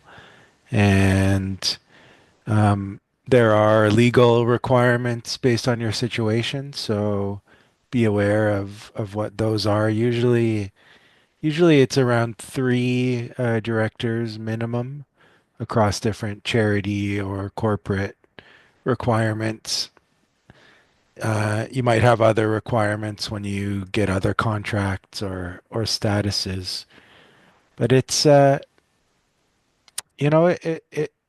the bigger the board is, the easier it is for, and these are the words of Peter Thiel, the American billionaire. Not saying I endorse everything from Peter Thiel, that's for sure, but in his book Zero to One: Notes on Startups, he really talks about this, and he says that huge boards really just allow cover for micro dictators to come in and do their work. And so that really got my attention when I read that years ago.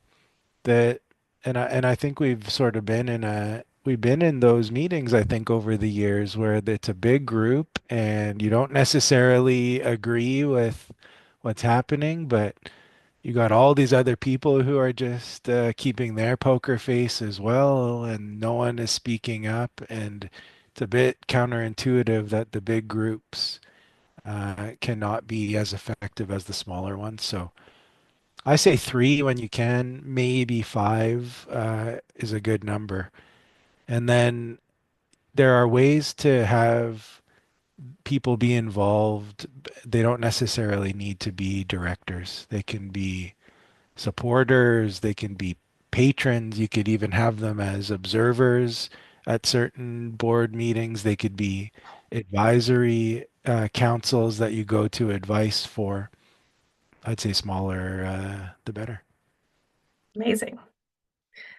All right. Well, on that note, we're going to wrap up the panel and move us into a little bit of a break. So, Josh, I don't know if you're staying with us or not, but I just want to take this time to really thank you and recognize and appreciate all of your contributions to OneAbility's journey, to my personal journey, to the Paralympics and the disability sport movement.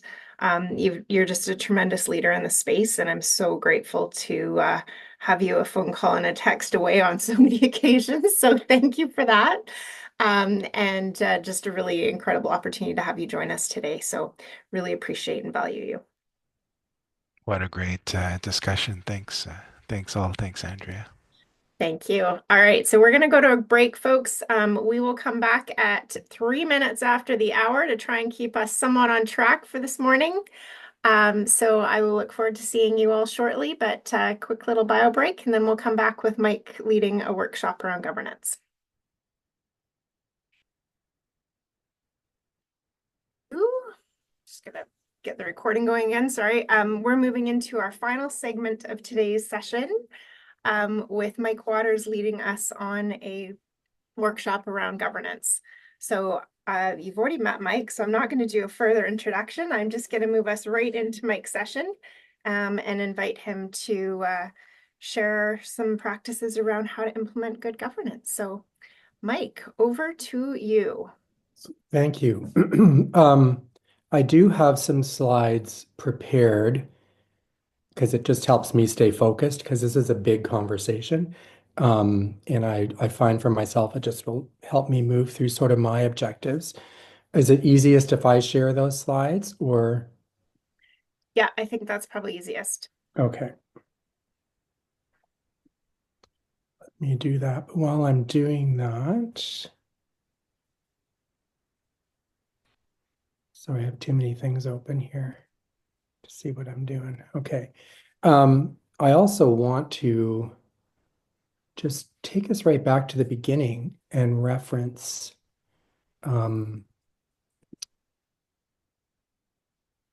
what Alex said, talking about a real focus on ability. I think what's really important for us to remember as practitioners and leaders in this sector is that we are relying on others' abilities. And I think that's really, something we need to remember as sorry, it's not coming through here, just a moment. As a group, is that we're inviting people to be part of our organizations, part of our mandates, part of our movement, if you will, as volunteers. And we really do have to focus. I love the way Alex presented that in saying, I wonder what's on their mind, as he was talking about his mom, and what's happening in their life. And I think those are two questions we really need to, stay with us as we sort of lead this process and lead our organizations.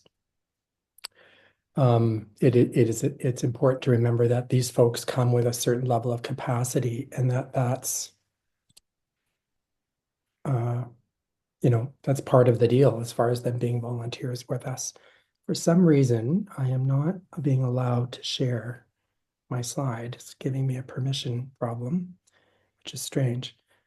All right, I will Is there any way that it can happen at your end?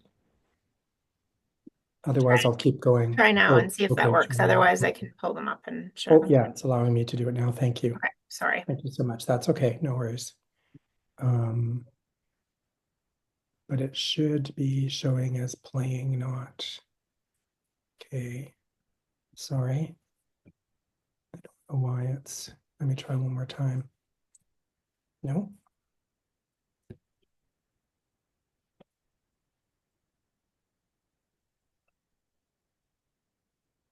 Isn't that interesting? I have access to the screen, but not to the document for some reason.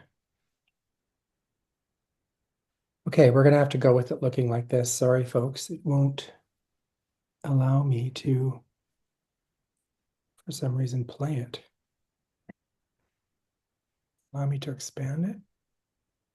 Oh, hang on. Maybe it will.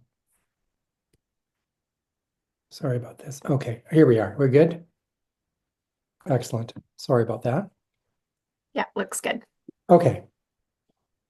So yeah, I think it's really important that we remember we're asking people to step into this realm and be leaders, be stewards, and be directors.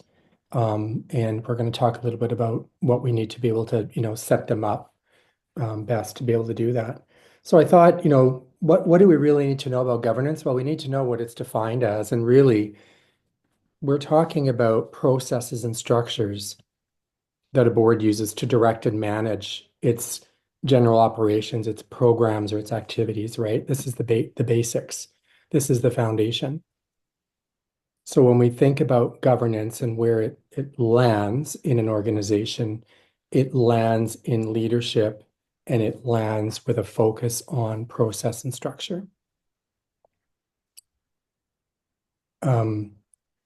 Good governance, there's a big difference between just having governance set up and having good governance. I firmly believe that good governance supports your vision. So Josh talked about this, really understanding your mandate. What are you trying to do? What are you driving forward? And again, all volunteers at all levels of your organization need to understand that. I think it's interesting that a lot of us, my experience has taught me that we spend a tremendous amount of time and effort making sure our volunteers on the ground, those who are kind of multiplying our effort and delivering, understand our mandate and our mission, but how much time are we spending with those who are in the strategy decision-making realm? And I think we have to create an equal effort there. Good governance also needs planning. It needs goal setting. Again, Josh and I talked about the strategic plan. If you don't have a plan or you're not actively facilitating, your work based on your plan, that's a red flag for me. It's really about understanding what are those priorities, big and small, short term, medium term, long term, and is your board and those who are responsible for delivering on that plan, are they aware? Are they bought in? Are they committed? And is their discussion and their effort really focused?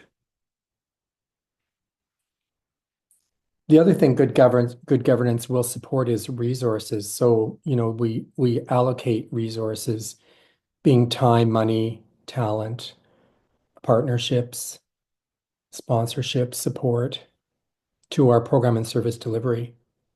But again, your strategic plan should identify resources, and your board, through good governance, should be focused on, that allocation. So our resources being used, planned for, even evaluated appropriately. And then we've talked about this already, accountability, ensuring these resources are appropriately used. So there's the fiduciary responsibility. So, we're looking at good management of funds, no conflict, no mismanagement for sure. And being talked about loyalty to the organization. So really being stewards of that process. But accountability is something that either will help your board of directors better understand governance, or it could also, some people get a bit nervous about accountability. So that's where we'd lean on policy to make sure that you have policy in place, defined policy that you're using to ensure your accountability is managed. And then the last piece, which we always add at the end, and I'm guilty of it too, I'm doing it today's evaluation. If you're not spending time talking about progress or overall impact, evaluating that, we're also missing the mark. So evaluation is a piece where we should be monitoring our progress quarterly, whatever works for you based on the size of your organization, the scope of services, and the delivery mechanism, the structure.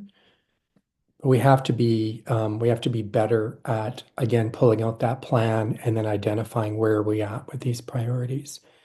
And then you'll find as soon as you start talking about evaluation, all the other pieces around vision and mandate, goals, resources, and the accountability, the performance management piece, it all comes together. So I'd highly recommend we spend some time on evaluation. So what needs to be in place for good governance? In my experience, you need a clear mission, right? Your mission is understood and supported. Generally, our thoughts are we write a mission statement. It's the first thing on our plan. It's on our website. It's widely promoted to our participants, our families, our funders. I would take a moment just to turn around at a board meeting and make sure everyone on the board is clear. And not that they can recite the mission statement, that's always nice, but really that they understand what's behind it. What are they responsible for driving forward through leadership, strategy, and policy? We talked about the strategic plan. Make sure it has clear goals, objectives, timelines. It's a roadmap for you folks, so make sure it works for you. I've seen, dozens of different formats. And I really feel like you need to decide what works for you in the sense of being able to use that as a tool to to stay focused, stay disciplined, and monitor and evaluate where you're at. You need a well-defined board structure, and boards can come in all shapes and sizes and look different. But really, at the end of the day, it's clarity about roles, functions. I would add a piece around performance expectations, and then that ties nicely into policy. So what are you expected to be doing in relation to the work on the board? Because we all know, for those of us that have sat on boards over the years, a lot of the work happens between the board meetings. The board meeting is really the update and the reporting, and maybe the progress kind of monitoring piece. So what do the expectations really look like? And all of this is related to decision making, oversight, and strategic direction. Because to me, those are the three core elements of a board experience. I'm going to be asked to contribute to making decisions. I'm going to be asked to provide some oversight. And that really, I interpret that as I'm going to help the leadership team or the leader, the executive director, um, with what's required to be able to ensure that we're on task and on mandate, and then some strategic direction. So again, creating those priorities that are required that we can articulate to our funders, to our members, to our partners, and to each other. And then some leadership. So an experienced leader who can lead discussions and manage effective relationships. So again, if we think about our desired board member or who we're trying to recruit, we're looking for folks that have the ability to contribute to discussion, lead discussion, and moreover, we need to have effective, collaborative, cooperative relationships so we can get all this work done as volunteers. So it's not a bad idea to have a definition of what leadership means to you and your organization as you look to recruit and develop and support your board. I'm going to pause for a second. Are there any questions so far? Does anybody have any? Okay. I move around the province talking about this, and I often find it interesting because I think Josh mentioned this.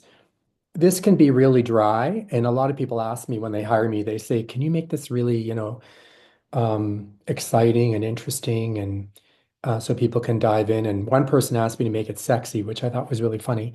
Um, but I think it doesn't have to be dry, and it doesn't have to be. I think it's exciting in the sense that we're really talking about strategy and leadership. We're going to talk about risk, and I mean, policy is not the most exciting thing for everyone, but that's really just a framework to be able to make decisions, right? That's what policy is. Okay, so we're looking at board focus. I get this question a lot. So in the realm of good governance, what should we be focusing on? Well, based on my experience, and this is a question for you folks too, those of you that have boards and those of you that sit on boards, I feel like 60% of my time is decision making. I'm actively contributing to decisions being made about whatever relevant or current or long-term issue is being managed. So about 60% is decision making. 20% is developing policy and ensuring compliance.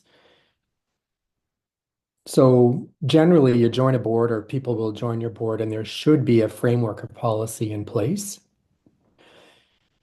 It's something we want to revisit. It's something we need to revisit with change happening and just as organizations and communities evolve. But I'd say 20% is policy. And within the policy, there's a lens of compliance. So we all know to be and remain an organization in good standing, at least in BC, there's a list of requirements. So we need to pay attention to that as a board. We need to support our executive director or our leadership on ensuring that that happens. And we've talked a little bit about that in the fiduciary financial conversation with Josh. And then 20% is overseeing the dynamics of the organization. So that's really listening and learning from the leadership team about, what's going to plan and then what's arriving on their work plan as additional or I call it incidental opportunity or incidental challenge.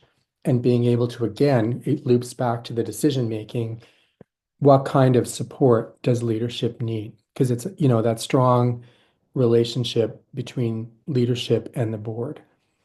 What a lot of folks forget is that as a member of a board, as a director, you are in fact supporting an employee. You're supporting that executive director as an employee. The rest of the organization are not your employees, but that one leadership role is.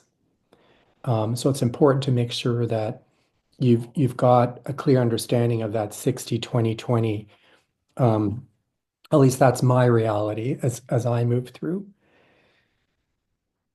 So we talked about contributing to establishing policies, making sure that they are that the focus for us at the board level is on the organization. Management policy is often developed by leadership teams, and of course, the staff policy around the staff should be done by somebody who is either in a leadership role and has that HR kind of component to it and understanding. We're going to support decision making, and we're facilitating oversight. That's really what governance is. If you look at compliance, there's a lot there, folks, for us to consider. So there's filing annual returns, there's financial statements, there's bylaws, there's just your list of board of directors and the information around that. There's the articles within your organization. I'm not going to get into this deeply because we don't have time today, but there's a lot of great best practice resource information out there about reviewing compliance in BC. I actually have an article that I'll share with Andrea that we can share out, and I think it's a really good overview. It's a lawyer in Edmonton who put it together, and I think it's really well done. But familiarize yourself, but also your board members should be familiar with the idea of compliance and what's involved, because your leadership team will facilitate this, but it will involve a conversation about these components. And I think that's really important because as your board ebb and flows in its structure, its size, its representation, and how they participate, these things will change. But again, if you're not compliant, your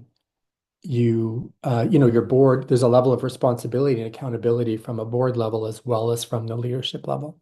So we need to make sure we focus on that. And some of it is very technical, some of it is very time sensitive, and some of it is, more about ensuring that your information that is registered is up to date, it's current, and it's relevant. Yeah. So that's a piece we have to think about. If you have a governance and nominations committee on your board, that's great because those are generally the folks who are happy to focus on this. And if you don't, this is a good example of where you might want to look at either striking a standing committee or an ad hoc committee annually to review these things. I'm going to pause again. Is everybody okay?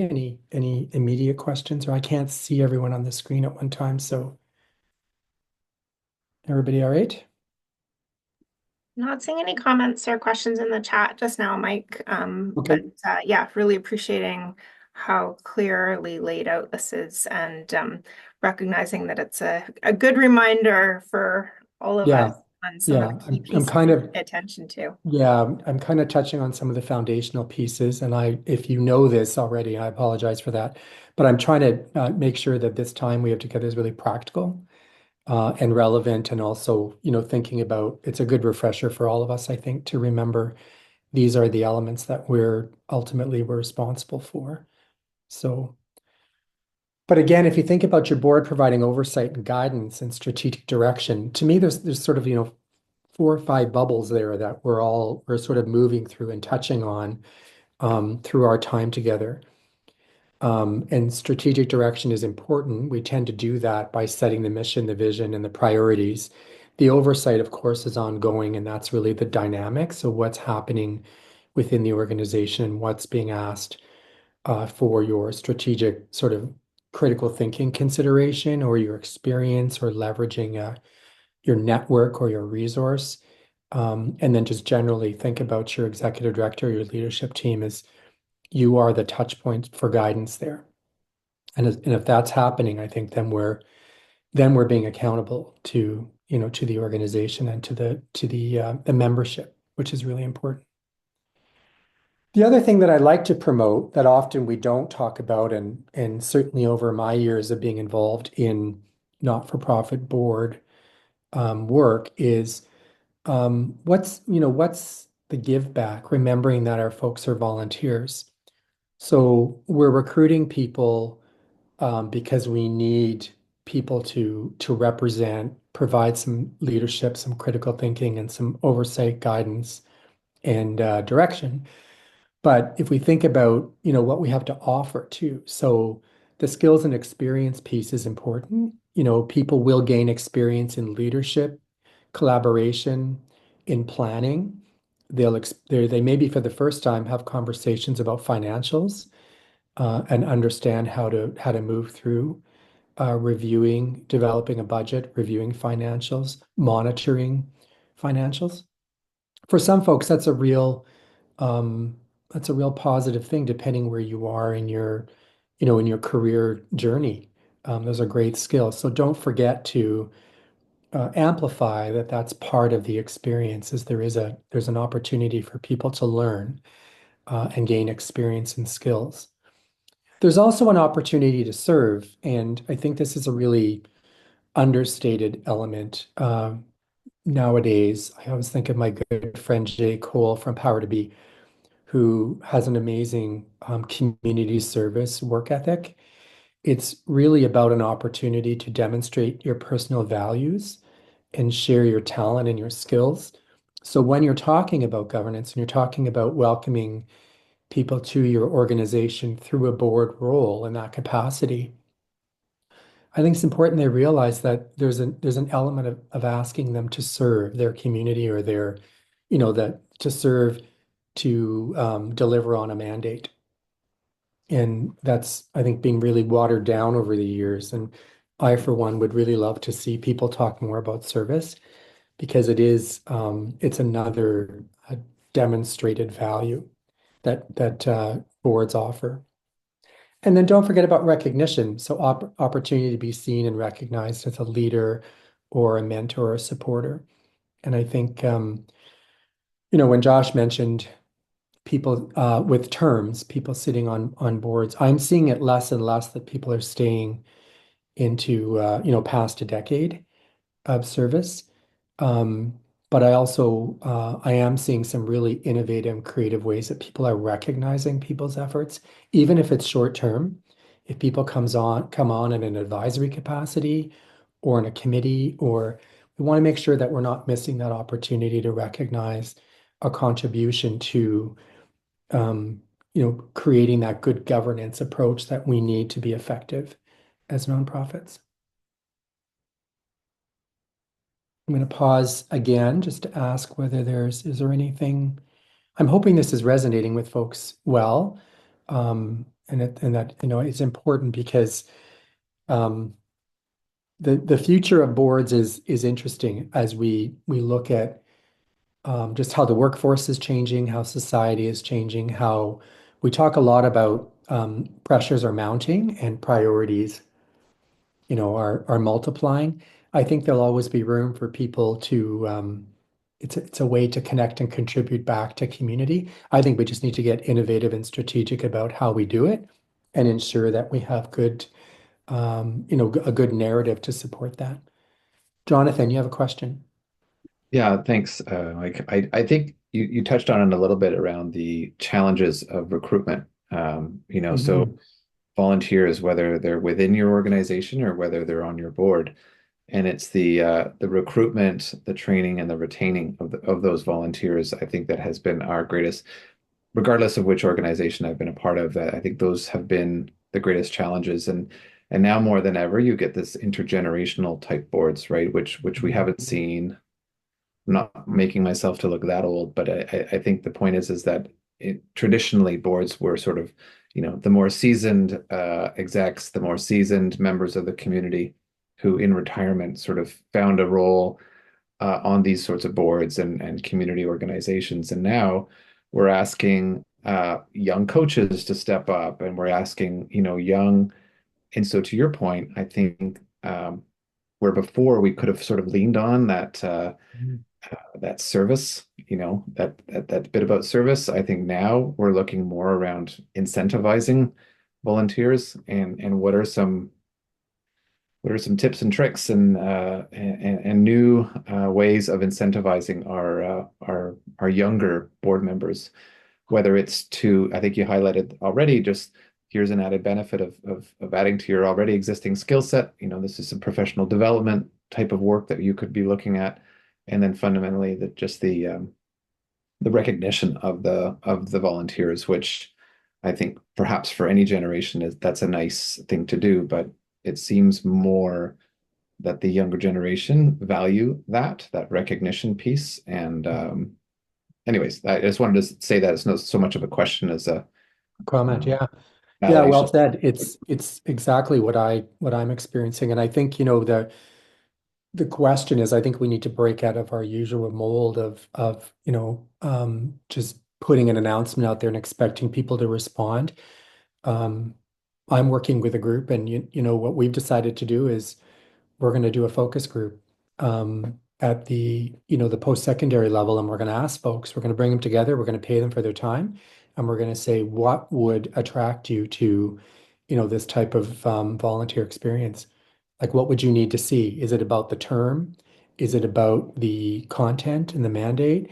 Is it about what do you need in return that would even pique your interest in getting involved? And trying to understand proactively where are people at versus, as you say, the more traditional model of, oh, I'm winding down my career. I've got this experience that I can lend, or it's my value system has always taught me to contribute to my community. Well, I don't want to say that's gone, but I think we have to be more proactive in understanding what is this new workforce. I just saw on I think CBC just did something on the news this week about this is the first time in history now there are more millennials working in the workforce than boomers or Gen X. So it's changed, like we flipped over. So we need to understand what does that look like for these folks, and then adjust appropriately, right? It doesn't mean our organizations are under threat of disappearing. It just means we have to structure ourselves and approach it a bit differently, I think. Yeah, for sure. Thanks for the comment. So let's talk committees for a minute. I mean, we talked about this a little bit, but really, board committees play an important role in the governance process. So I think it's useful to periodically review the structure and the function of committees to know what people are supposed to be doing. I spent a lot of time with organizations saying, tell me about your committees and how are they aligned to your strategic priorities. And I always go back to, I can't remember if it's grade 8 or grade 9 where I learned about dotted lines and solid lines and sort of relationships. And I always think, is that committee a dotted line to your strategic plan, or is it a solid line to your, and that's the evaluation sort of analogy I use.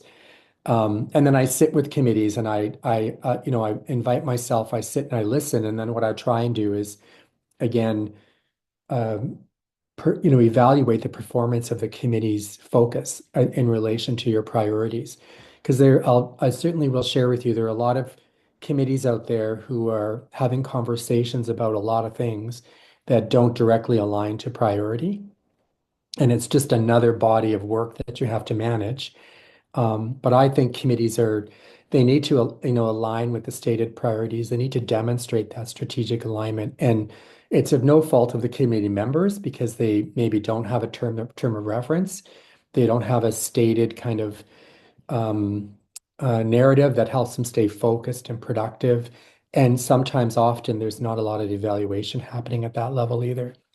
But I think, as Josh mentioned as well, there's a number of different ways we can invite others in to the organization to contribute and participate, that isn't asking them to sit on a board for a term.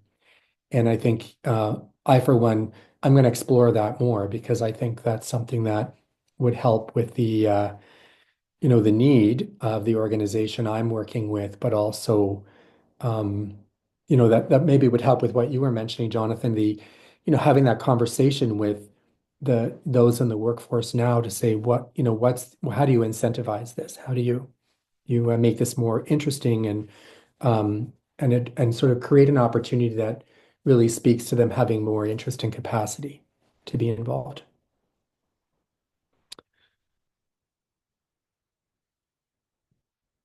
And then I'm going to talk a little bit about when governance is not working well. So this is a question I get asked a lot. So what are some of the red flags around governance not necessarily being strong or effective? So obviously if there's a financial crisis. So I would be concerned if there was Josh mentioned if you're not seeing financials. If you're not seeing financials monthly, depending on your organization, I could see that. But if you're not seeing them quarterly, that's a problem. So a financial crisis is a very strong indicator that governance is not working because people are not being informed and not being able to actually oversee a major component of the function of a board. If you're seeing poor program or service performance reports, so if you're hearing that there's concern around the performance of the organization's programs or services or mandate, that's a red flag as well. So that could be a lot of things, but from a governance perspective, we want to make sure that, again, we're providing that strategic insight into the resourcing and the structure and ultimately in the direction of the organization. If you're seeing significant personnel issues, and not so much in the staff team, but in the leadership team, again, you'd want to pause and explore that from a governance perspective, because again, you're being asked to provide that leadership, which suggests that there's a strong connection between you and the leadership team or the executive director.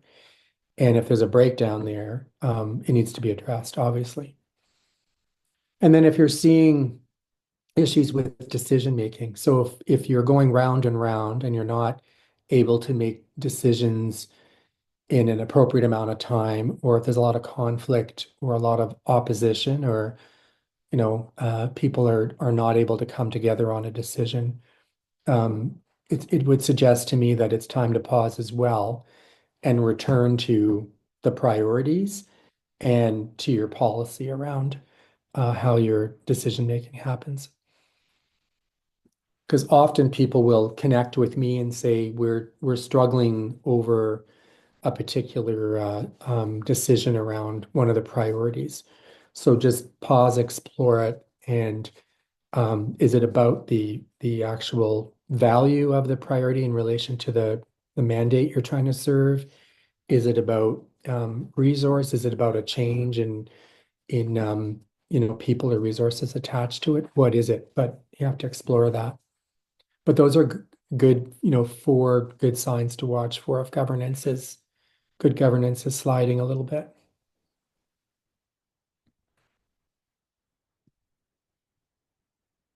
And then a governance checklist. So, I think this is a piece again, when you think about onboarding and training, it's interesting. After this past year working with 6 or 7 organizations across BC, what I've really learned this year is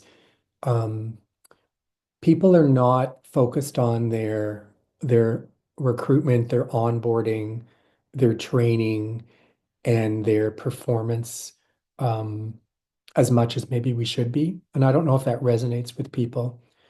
We tend to get people on the board. We take a deep breath because it's a bit of work, and then we feel like, okay, we're just going to, get moving. And I think a couple of times now, and as recent as last weekend when I was up island meeting with a group, there are a few people who shared to me at the break that they didn't receive much of a an onboarding experience. So it's a lot to ask of people to provide oversight, strategic thinking, fiduciary responsibility, etc. if they're not aware of the expectations. So again, I think it's really important that people spend some time talking about mission, vision, and strategic plans that are in place. And people get excited about the mandate piece. That's an easy one because who doesn't want to contribute to something that's, positive, constructive, and is going to make change? So it's important that people understand that. And I find most people are really receptive and already have done their homework before they join your board to be part of a good governance model. They understand what we're trying to do. Where we may be falling short is actually on strong board recruitment, onboarding, training, and retention strategies. That's challenging. And I think for 2025, that's what I'm focusing on. I'm going to try and develop some resources and some training opportunities in that area because I do feel like that's where big and small boards are needing help. So I'm happy to share what comes forward through OneAbility if you're interested. But really, oh, excuse me for a second.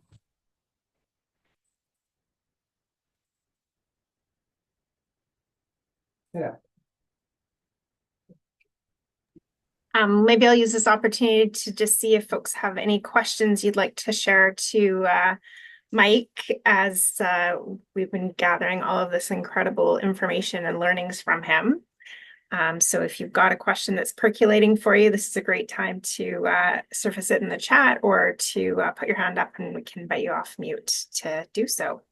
Thanks, Andrea. Sorry about that, folks. I'm at home and I have a dog that doesn't like it when someone comes up my driveway. So sorry about that. All good. Are there any questions popping up or any comments? It's Jonathan again. I was just going to say, Mike, I think all of this is great, and you've mentioned already about the big and small boards. So I think taking all of this into context around how mature is your organization, what is the size of your board, what are your resources, both financially and personnel, and then being able to place these best practices on top of that is critical because I think on one hand I can look at one or two boards that I'm on and thinking, wow, we're really not hitting that check mark on this and this.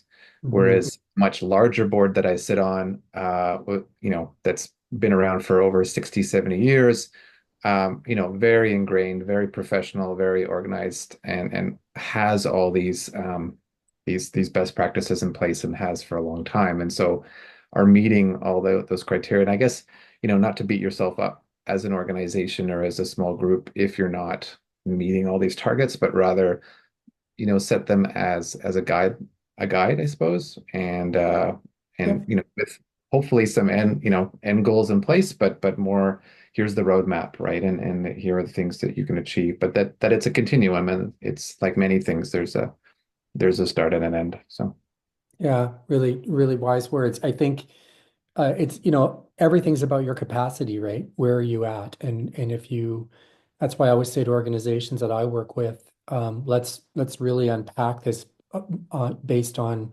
your experience and your capacity and, not only your resource base, but what does your board currently look like and who's on your board and what's the experience factor there? And it's not about saying you have to have all of this in place right away. It's a journey, you're right, it's learning.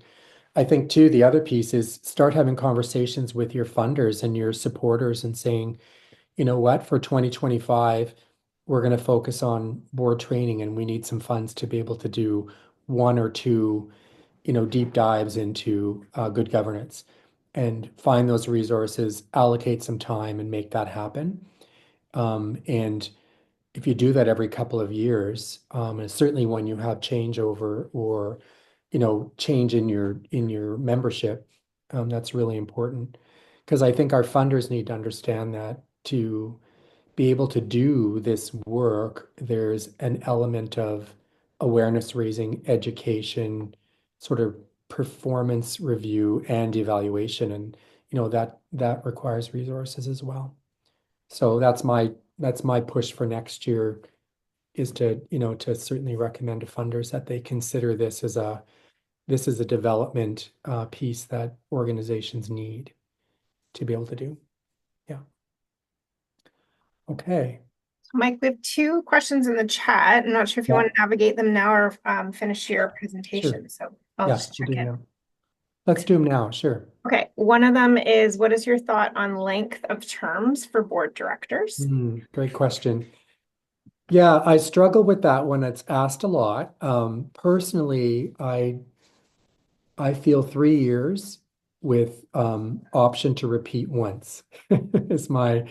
I only say that because what I'm really focused on is not so much the performance of the. I think it's unrealistic to say 2 years and then the term's over, because for most of us it takes a year to really warm up, I think. Based on, if you think about the average board only meets 10 months out of 12 months of the year. We take a break in the summer. We usually take a break in with our AGM or and they may have an annual retreat. So if you really break it down, when you think about 10 months, 4 weeks a month, that's only 40 weeks. You're going to miss a couple because of life and just other. So are you really thinking about you're going to be contributing to 35 weeks of of work, and then within that you're only meeting once a month, right? So 2 years is too short. I think 3 years is the sweet spot. But I also think we need to offer people an option to renew, only because they may feel like they've made a connection and they want to see something through. I also think your terms should line up somewhat to your strategic plan, because it's good for a board to own priorities. And I think when you ask boards to own priorities that were set previously by another board, it gets complicated. And it also, in some ways, is a little less, the dynamics a little less exciting.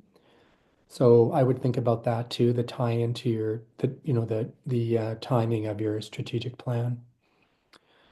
I do think there's a lot of value in having people. I know I sit on a board where there's a member who's been involved for over a decade.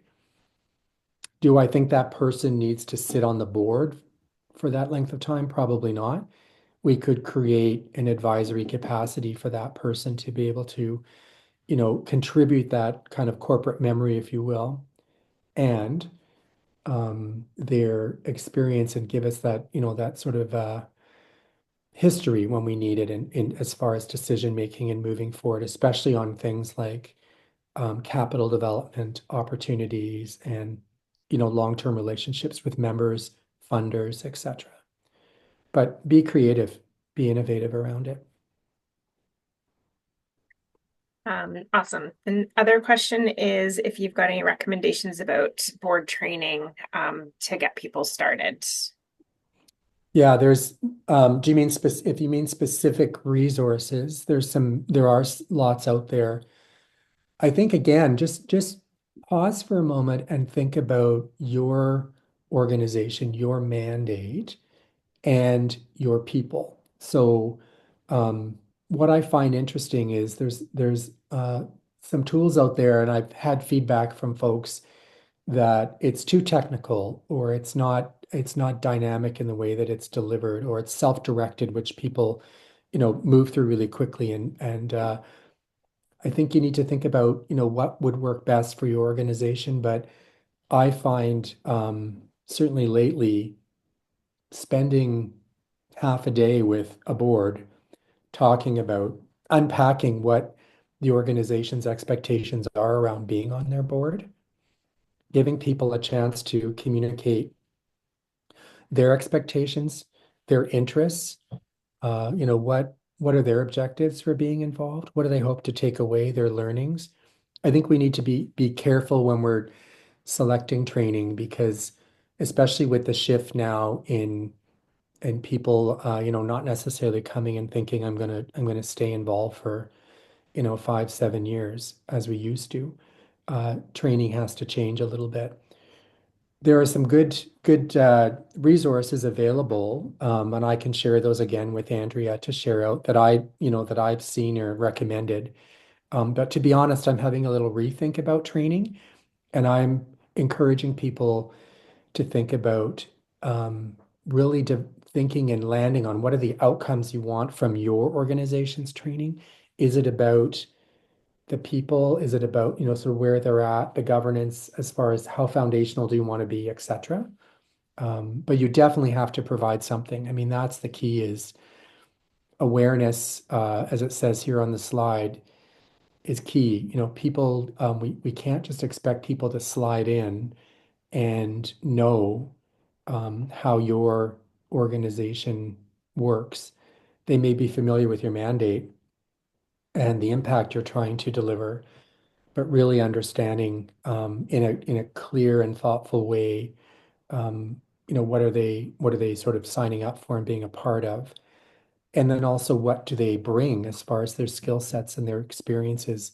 What can they focus on? So as an example, if someone like Josh was joining my board, I'd certainly want to mine his experience and see if there are pieces there that he could contribute to strategy and policy and financial review, et cetera.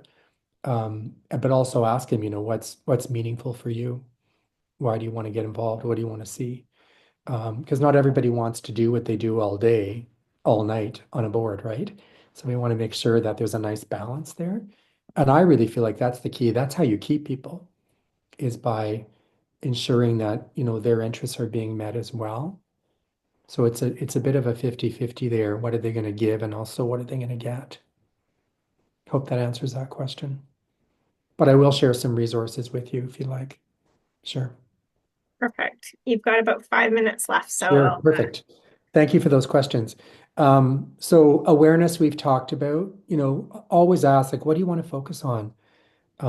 Because I know for me, when I get asked to, contribute to a board, I generally get asked because people say, "Oh, we've heard you understand a little bit about strategy. We heard you know how to move through a strategic plan. You might know a little bit about engagement." Yeah, that's all true, but I may be saying yes because I'm really interested in the less of the heart or the heart and or more less of the head and more of the heart. The passion piece or what is it you're trying to do, or maybe I want to learn about generally, what is the sector actually focused on? Because I haven't been part of every sector. So important to remember. Structure and process, it sounds a bit dull, but I think this is how you also retain people is by being true to what you say in relation to structure and process. If the meetings are set this way and they're facilitated for this amount of time and you're covering this ground, there's nothing worse, as we all know, than, a board meeting that's supposed to be over at 9, that's at 10:10, I'm still sitting on the call, right? That's when I start questioning, what am I doing here, right? What am I contributing to? So focus, folks, schedules, agendas, process planning. The tools are out there, use them. Ensure that if you've got people in a leadership role who are not great at that, train them, help them, develop them. If you've got a chair that's not great at that, support them. Move the chair around, get innovative, do some collective training, but you have to make sure that your structure and your process rings true to your narrative because so many people, you'll lose people so quickly if there's a lack of focus and discipline. And I think that I'm seeing that more and more with people. And then lastly, expectations, right? It's something that when we hire someone into a role or have someone begin a relationship with someone, we generally explore expectations, right? So do the same thing with your board. Regular reporting, check-ins, evaluation. What are the expectations of what are their expectations of you, and what are you going to move through with them? And ensure that you're hitting the mark and that they're experiencing success with that. Because again, when I start seeing the same agenda item on an agenda for the third time, or hearing a report about something and then not ever hearing about it again, I ask those questions. So we talked about this priority, 8 months ago. I'm just wondering where we're at. So it's ensuring that we're focused on and we're meeting expectation. I know this is really high level. I could easily spend a day with people really digging into these pieces. But I hope this is helpful anyway. What my objective was for you to bring this back to the front of mind and thinking about these elements as you're, moving through your journey. and seek out those opportunities for training because and we've got a great collective here within OneAbility. So get to know the OneAbility members and ask questions. Andrea is a great resource. Karina's been a fantastic resource for me over the years. Fire off those emails saying, have we got any resources in this area? Is there any training happening in this area? Maybe we can do some of it collectively. But always it's important as we continue to move on, because the one thing that we know for sure is we can't exist without some type of board, some type of governing body. So let's do our best to make sure that structure and that effort is working, as well as it can for us. I'll stop there. Any Amazing. last questions, or I'm going to stop sharing my screen. There we go. Quick Okay, well, apology to the interpreters because I speak very quickly. Always good to challenge them. No, you're fine, Mike. Thank you. Okay, great.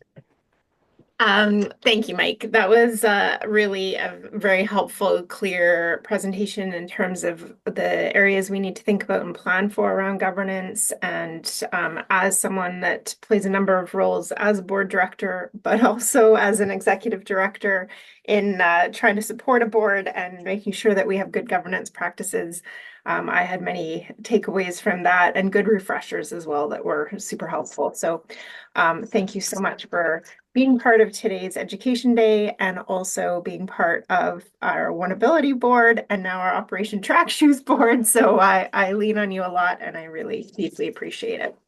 Well, it's my pleasure. And thanks everyone for being open to my suggestions and comments. And I'm certainly happy to have a conversation with anyone who might have a question, or, if you're like me and you're reflective, maybe tomorrow you'll be driving somewhere or walking somewhere and think, oh, I've got a question or I'm wondering about this. Andrea has my contact details, and more than happy to have a conversation with anyone about anything that might be helpful. Thanks for letting me be here today. Amazing. Thank you. So we're going to move into closing off the session today, and just a huge thanks to Josh and Mike for their presentations, to our interpreters for leading us through making sure this was an accessible presentation for those who needed interpretation. I will invite Alec back in just a second, but I just want to also really acknowledge our OneAbility members, because you are the reason we are here. This is what this is for, is to support you so that you can continue to do amazing work in our communities, supporting people with disabilities across sport, physical activity, and recreation. As well, a huge thank you to our sponsor, Victoria Foundation, who has successfully been supporting us for the last almost 10 years. We're coming up on our 10-year anniversary in February, and just really grateful for this community and all the amazing work we get to do together. Sam has just posted in the chat both a feedback form from today's session, as well as an invitation to contribute to our annual survey, which tells us how we're doing and how you're doing as members, so that we get a really good sense of the impact of the work across the community, which also helps all of us as we go out to do our next round of funding applications. So I'm going to close with just another gratitude for everyone being here and being part of this day and part of OneAbility. And I'm going to invite my friend Elder Alec Nelson back in to close us off. And when Alec wraps his comments, then we will end the session. Alec, over to you, my friend. Okay, thank you, Andrea, and thank you, everybody. And the presentations themselves, it was very eye-opening and heartwarming in many ways.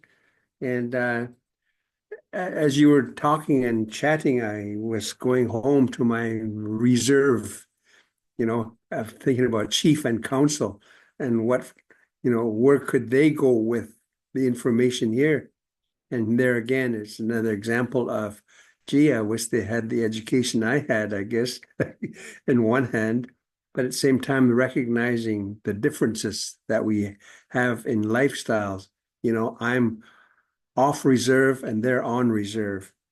And it's very strict and tight as far as how the behavior is in our little valley of Kinkamilnet, you know.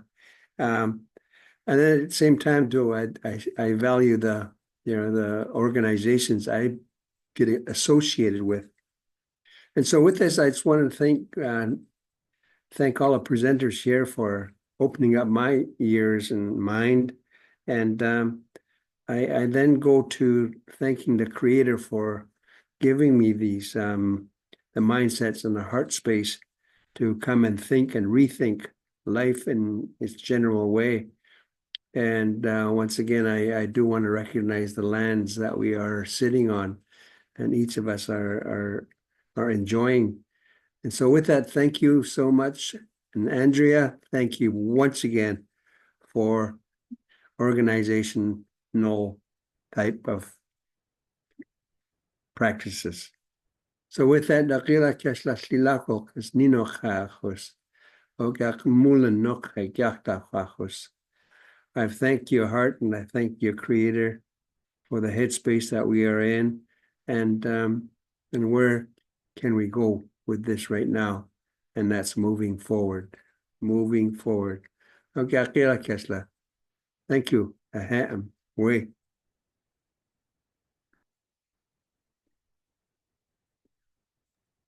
That concludes our session today, folks. Go and take good care of yourself and hopefully get out in the land and enjoy this beautiful place that we get to call home. Ahem.